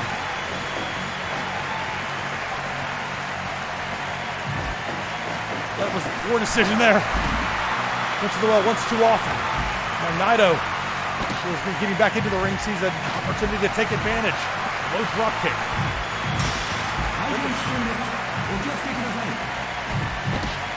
These 2 minutes brawled all over the place.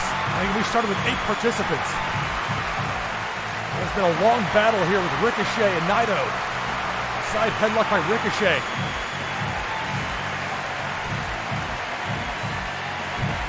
Flip through reversals back and forth there between Ricochet and Naito. And Naito working on the legs of Ricochet.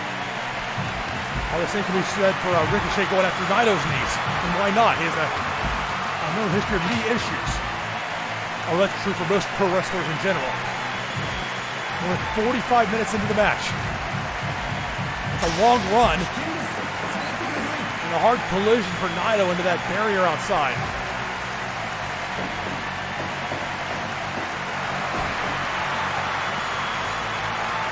His running strikes have not been effective in this match for Ricochet.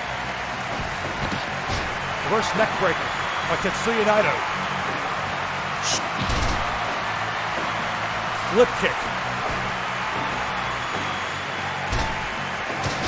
Scorpion death drop.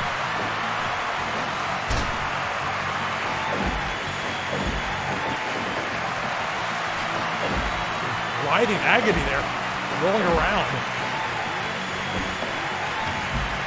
And again, Ricochet throws Naito to the floor of this corner. These fans are getting their money's worth tonight. Ricochet dazed. More conditioned as he is for more than 47 minutes in this match. One reversal after another. Thrust kick by Ricochet on Naito.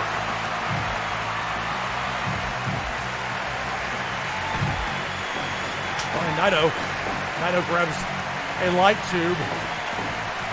Oof, swing and a miss. And I botched the slide. The light tube just laying there.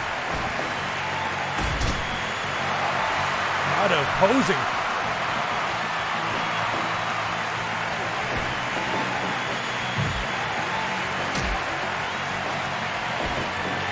And Destino. Naito hits the Destino on Ricochet. And now the cover. 2 count. Is that delay by Naito? Ricochet escaped. German suplex by Naito. And another 2 count.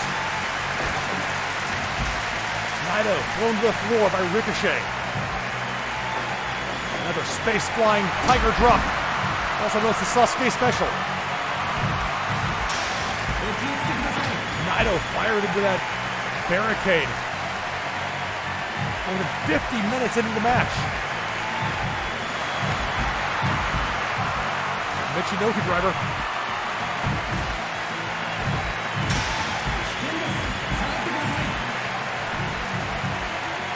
Side headlock down the floor by Ricochet.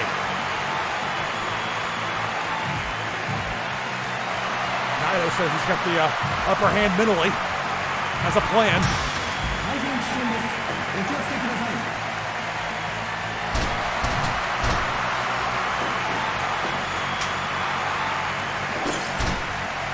After all that, a light tube to the head.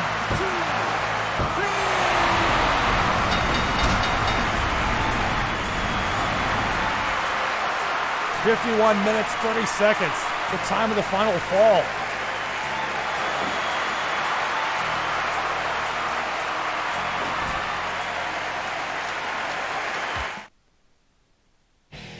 That was intense. A long battle after Nakamura was eliminated. So I've noticed this is the last couple of matches you're playing on level 9. That last opponent really gives you a good fight. Like, I didn't win the last match, and I shouldn't win all of this. It's not as much fun that way, but I did here. Ricochet gets the victory. All right, time for one more. We'll be done with this for this morning. Didn't plan a whole lot out past this point.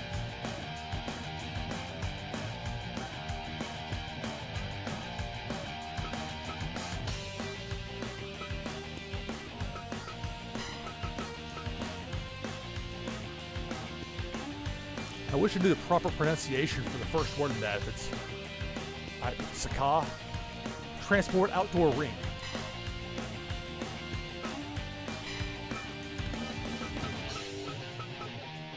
You can see why that Omega Naito ring apron, or I should say the mat, got the ring apron too, but when there are images on it, not one that's used very often. I had done away with the WrestleMania 36 ring for on top of the building. I was playing around with that earlier and said, oh, let's try this out. I've used this in a while.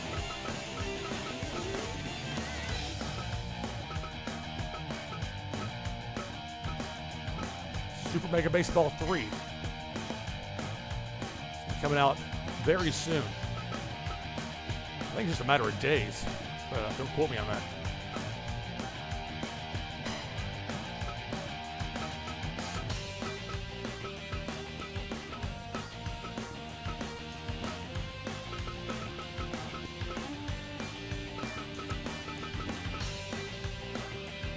Chad Gable. Such an underutilized resource. Exceptionally talented. American Alpha, they were just so much fun to see as a team. Saw 3 different matches with them in the Revival, now known as the Revolt.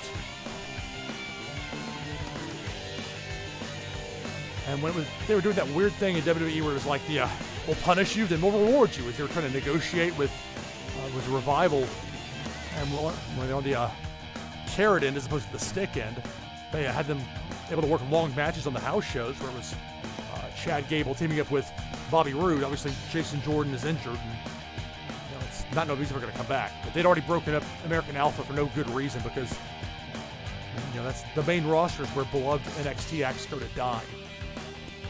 And I wish that weren't the case, but all too often it is.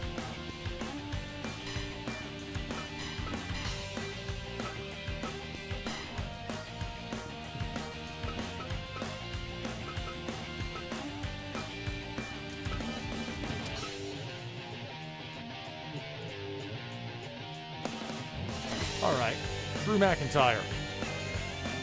Drew Galloway, as he's also known.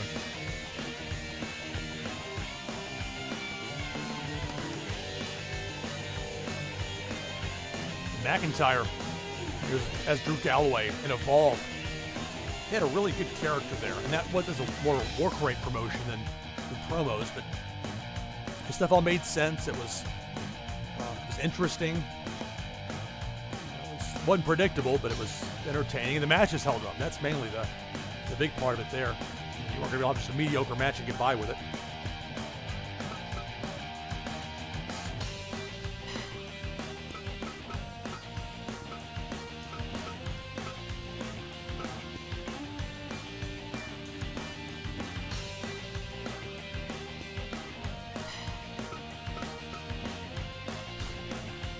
Different options. Think about this for a minute. Okay, I already used them on an earlier show.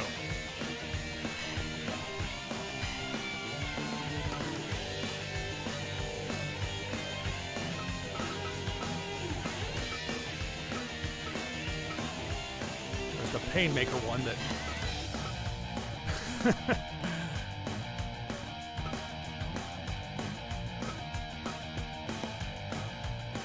I know the other one that had the purple tie is more, it's like his Wrestle Kingdom 12 gear, I think it was.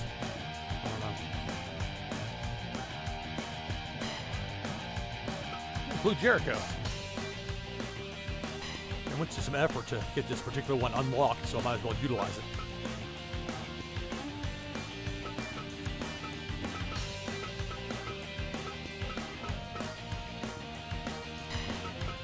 use Goto, he's the one that has multiple outfits. That one.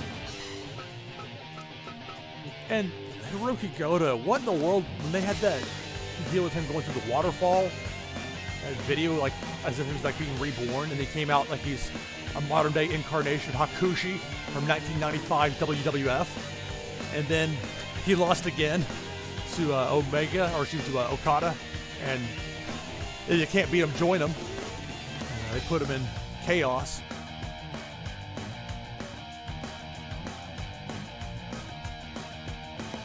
I'm goofing around here. Goto is very talented. He's had some phenomenal matches. It was kind of weird, though. Like, the times I've seen him here in the U.S., it hasn't been only a couple of times, so I don't want to judge it too much off that. It wasn't like a showcase match, but he didn't get the kind of response I would have expected somebody of his stature to get. But he was one of those guys that played an underrated role in the return to prominence of New Japan in those 2012, 2013 matches, even earlier than that. It's too bad he never got a run with the IWGP Heavyweight Championship. You know, I always wonder if they would have put it on him as opposed to Nakanishi, how things might have been different. But, I mean, never so. Goto can still go, and, you know, on the other side of 40, they're not going to, in all likelihood, set him up for anything big. As far as, you know, top of the card goes, but I mean, for big shows, I think it's like on a mid-major. Although at this point, I'm just looking forward to whenever it actually does finally come back, because it's tough for everyone in the wrestling, but everyone in general, but particularly the wrestling business.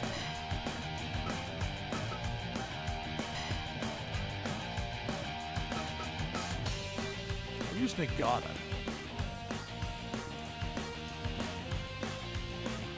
No. And it was really something on the New Japan Nashville show from January when it was Nagata against Lance Archer. And Archer slammed this young lion into the head of Nagata. And the young lion had his glasses on. And the video's on YouTube. And they put it up on New Japan's page, 1080p. It's better quality than what you get on New Japan World, if you believe that. So you see a very clear definition how the this poor young lion had his glasses broken, or the lens popped out. He found his lens, so I guess he put it back together. But I'd never seen or ever recall seeing a young lion wearing glasses at ringside. There's probably a reason for that.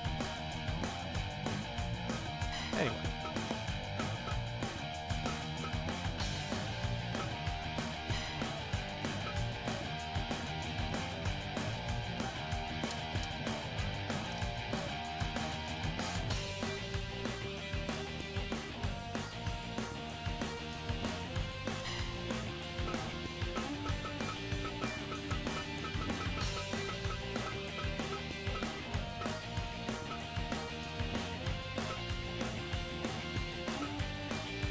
I haven't used any boxers today.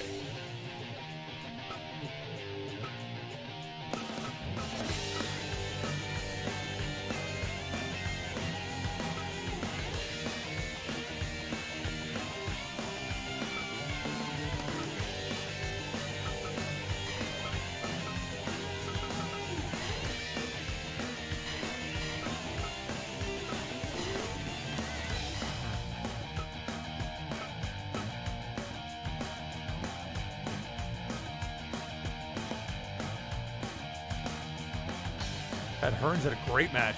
It was the last show.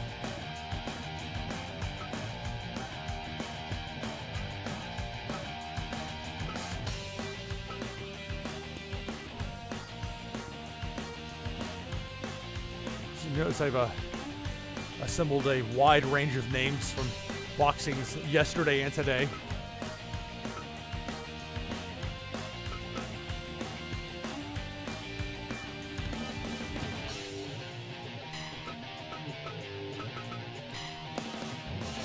Durant.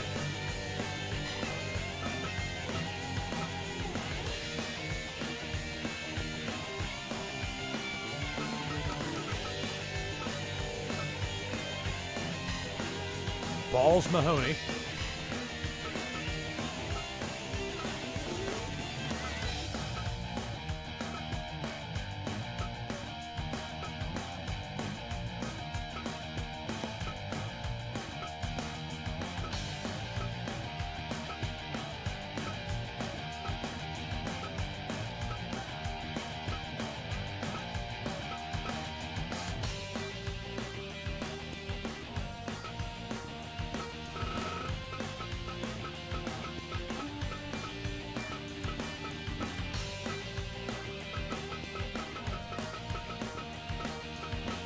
browsing through here, looking at these names, seeing if anything jumps out at me.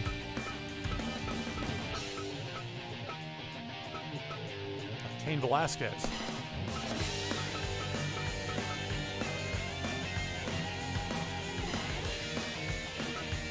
All right.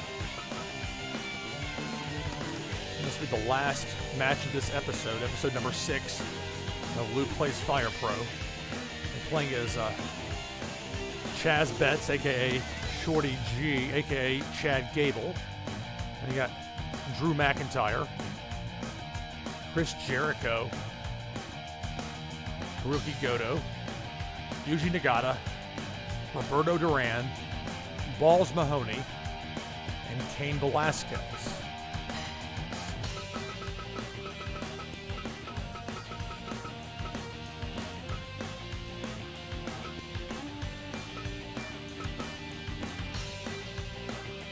Jerry Calhoun. Throw a bone to the Memphis Territory fans. All right, so here we go. Last match of the episode.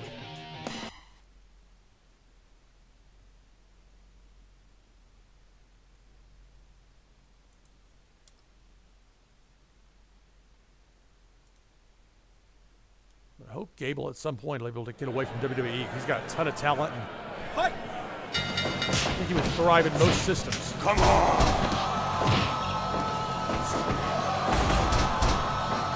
Roberto Duran and Yuji Nagata. Never thought I'd see those two battling. Seems also true for Duran and Hiroki Goto. Come on! One's running in there, and Nagata, the punishment and the powerbomb. That's quite a reversal move to have. Gable fires Goto to the outside. Jericho. Drew McIntyre in the corner.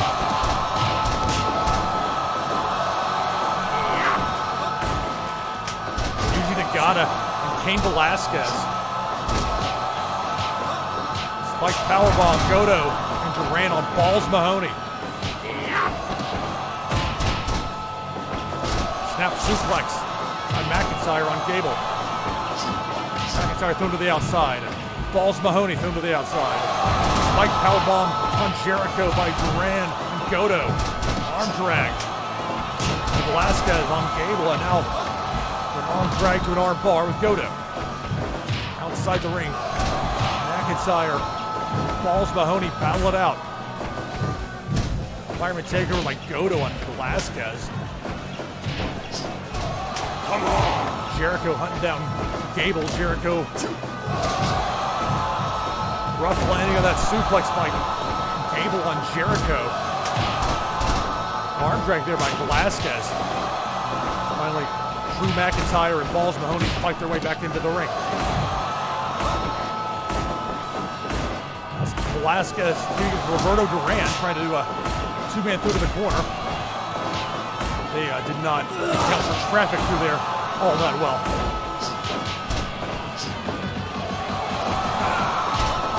Triangle German suplex by Chad Gable on Balls Mahoney. A 2 count.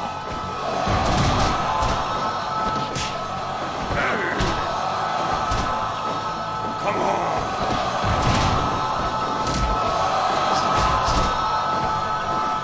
Pele kick by Gable. Yuji Nagata. Pile driver on Goto. Drew McIntyre.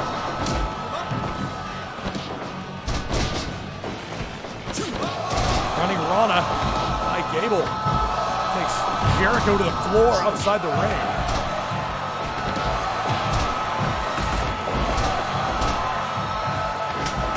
Jericho with a chair. Balls Mahoney works on the right arm. Cain Velasquez. Pile driver on Roberto Duran by Yuji Nagata.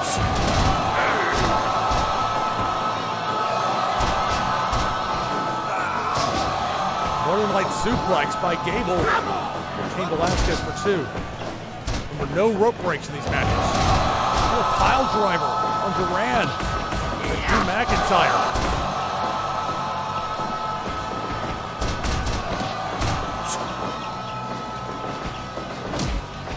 Come on.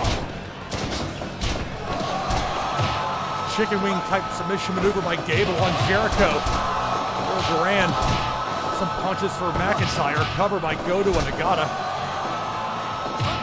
Bunch of them piled it down there into the bottom. I can bump the referee. I'll just hide here behind Jerry Calhoun, don't mind me.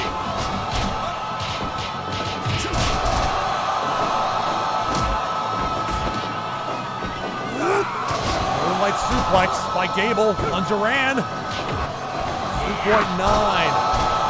Nearly got the pin on Roberto Duran.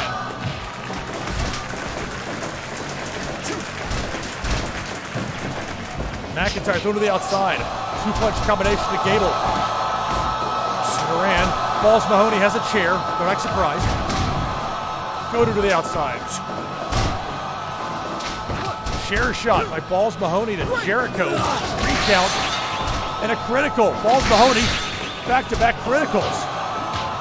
There's a lot going on at once here.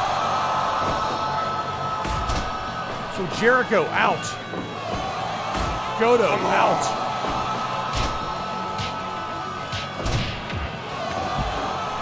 Nikita knocked off the apron by Drew McIntyre. 10 minutes remaining. That's the 10-minute mark. This has already been a very physical battle. Reverse neckbreaker. Drew Galloway off the top rope. The punch from Balls Mahoney connects on Yuji Nagata. Gable grabs a chair. Spike powerbomb by McIntyre and Roberto Duran on Nagata, the Future Shock DDT.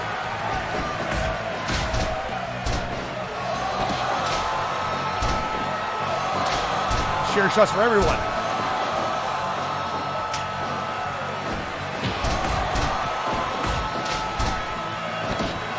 Headbutt.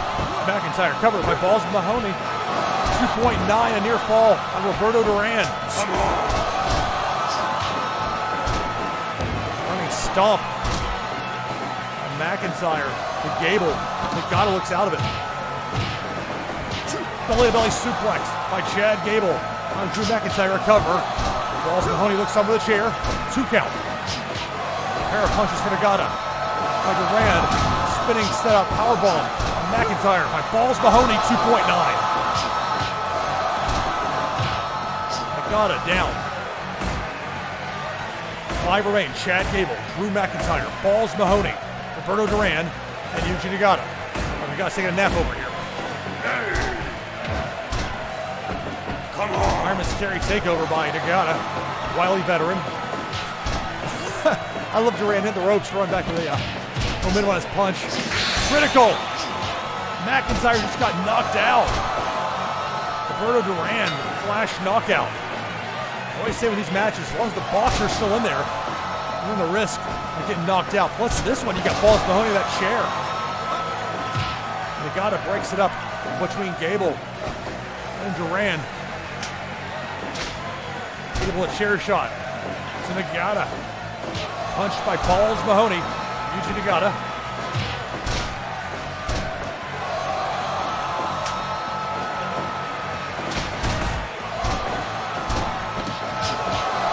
Side headlock by Gable on Nagata. Pair of punches to Duran to Balls Mahoney. Armbar. Nagata with an armbar on Gable.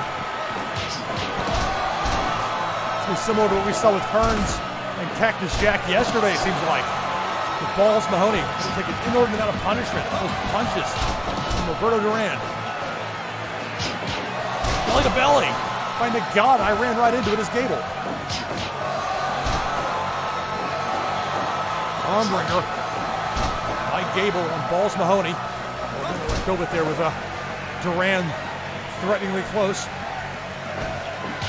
I think Nagata trying to hang out and take a nap. Or just suckering me in. 2.9 a near fall. Exploder suplex. Nagata with an exploder suplex, and luckily for Gable, got his attention distracted. Balls Mahoney taking up and over. Duran, 3-punch combo, critical. Balls Mahoney just got critical by Roberto Duran. We're down to 3.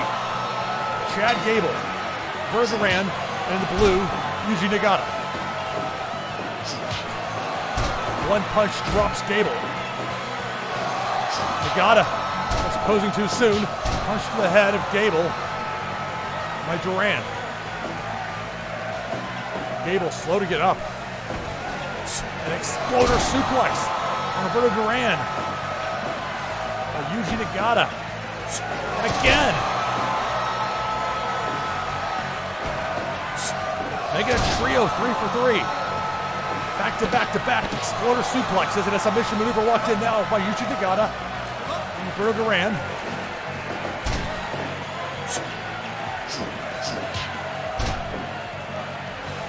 Duran takes down Nagata. Unloading those punches. Gable just hangs out and a couple of low kicks to take down both Duran and Nagata.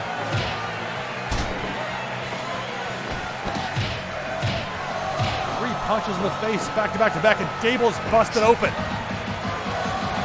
Chad Gable bleeding on a high angle German suplex and a bridge on Duran. 2 count only. Usually Nagata was dazed. Was not able to make the save even if he wanted to.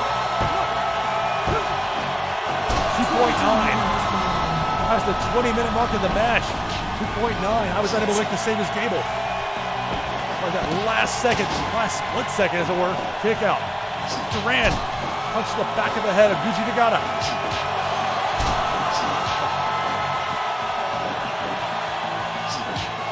Gable with the blood. High angle German suplex on Duran. Broken up by Yuji Nagata at 2. Kneels by Nagata on Gable.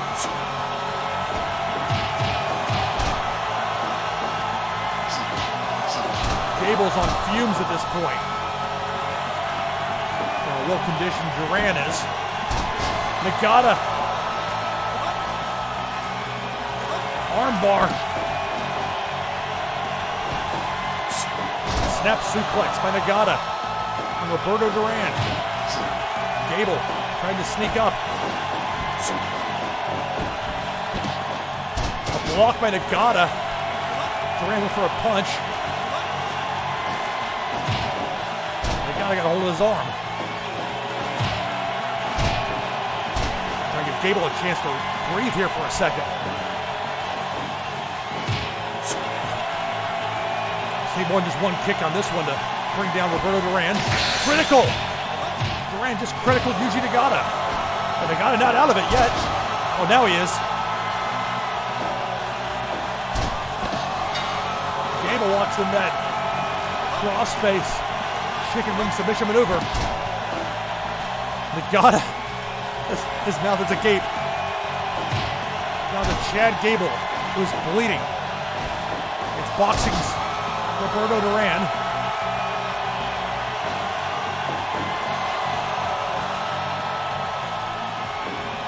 Duran has multiple knockouts in this match. Started with 8 participants down to these 2.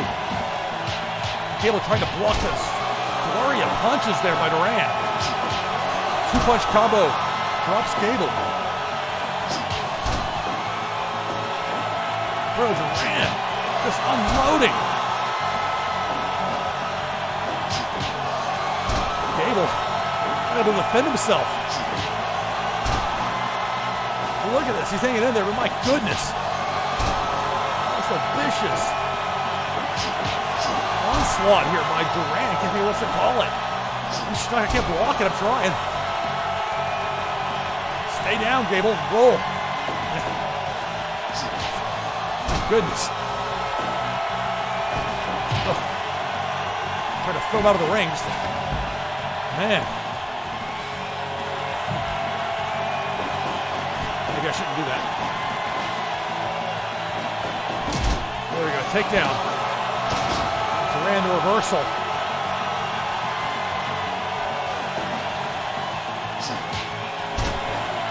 Very difficult against Duran. He's so quick and so accurate with those punches. Time Time he picks you up, to the time he throws that first punch, there's not a lot to it. And a roll through by Gable. 2.9.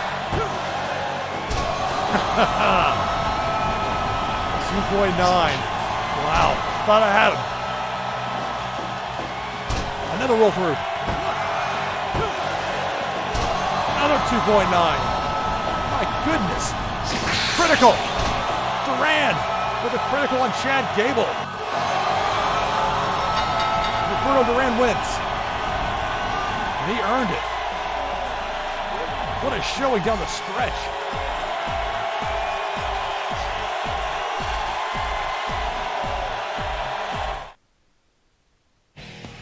Well, that was a fun way to end it. Look at that. All knockouts. In a couple of cases, I think, where somebody was knocked out and pinned simultaneously and then got out of there. But look at that. A couple of those knockouts were from Balls Mahoney with a chair, but ultimately your winner, Roberto Duran. Wow, well, that was a fun one to go out on. As always, thanks for watching. This is episode number 6 of Lou Pickney Plays Fire Pro Wrestling World. Might do something again later on this weekend, maybe tomorrow. Maybe late tonight, we'll see. Days and nights tend to run together sometimes for me. Well, that's it for now. See you next time. Episode 7 of Lou Pickney Plays Fire Pro Wrestling World. See you then.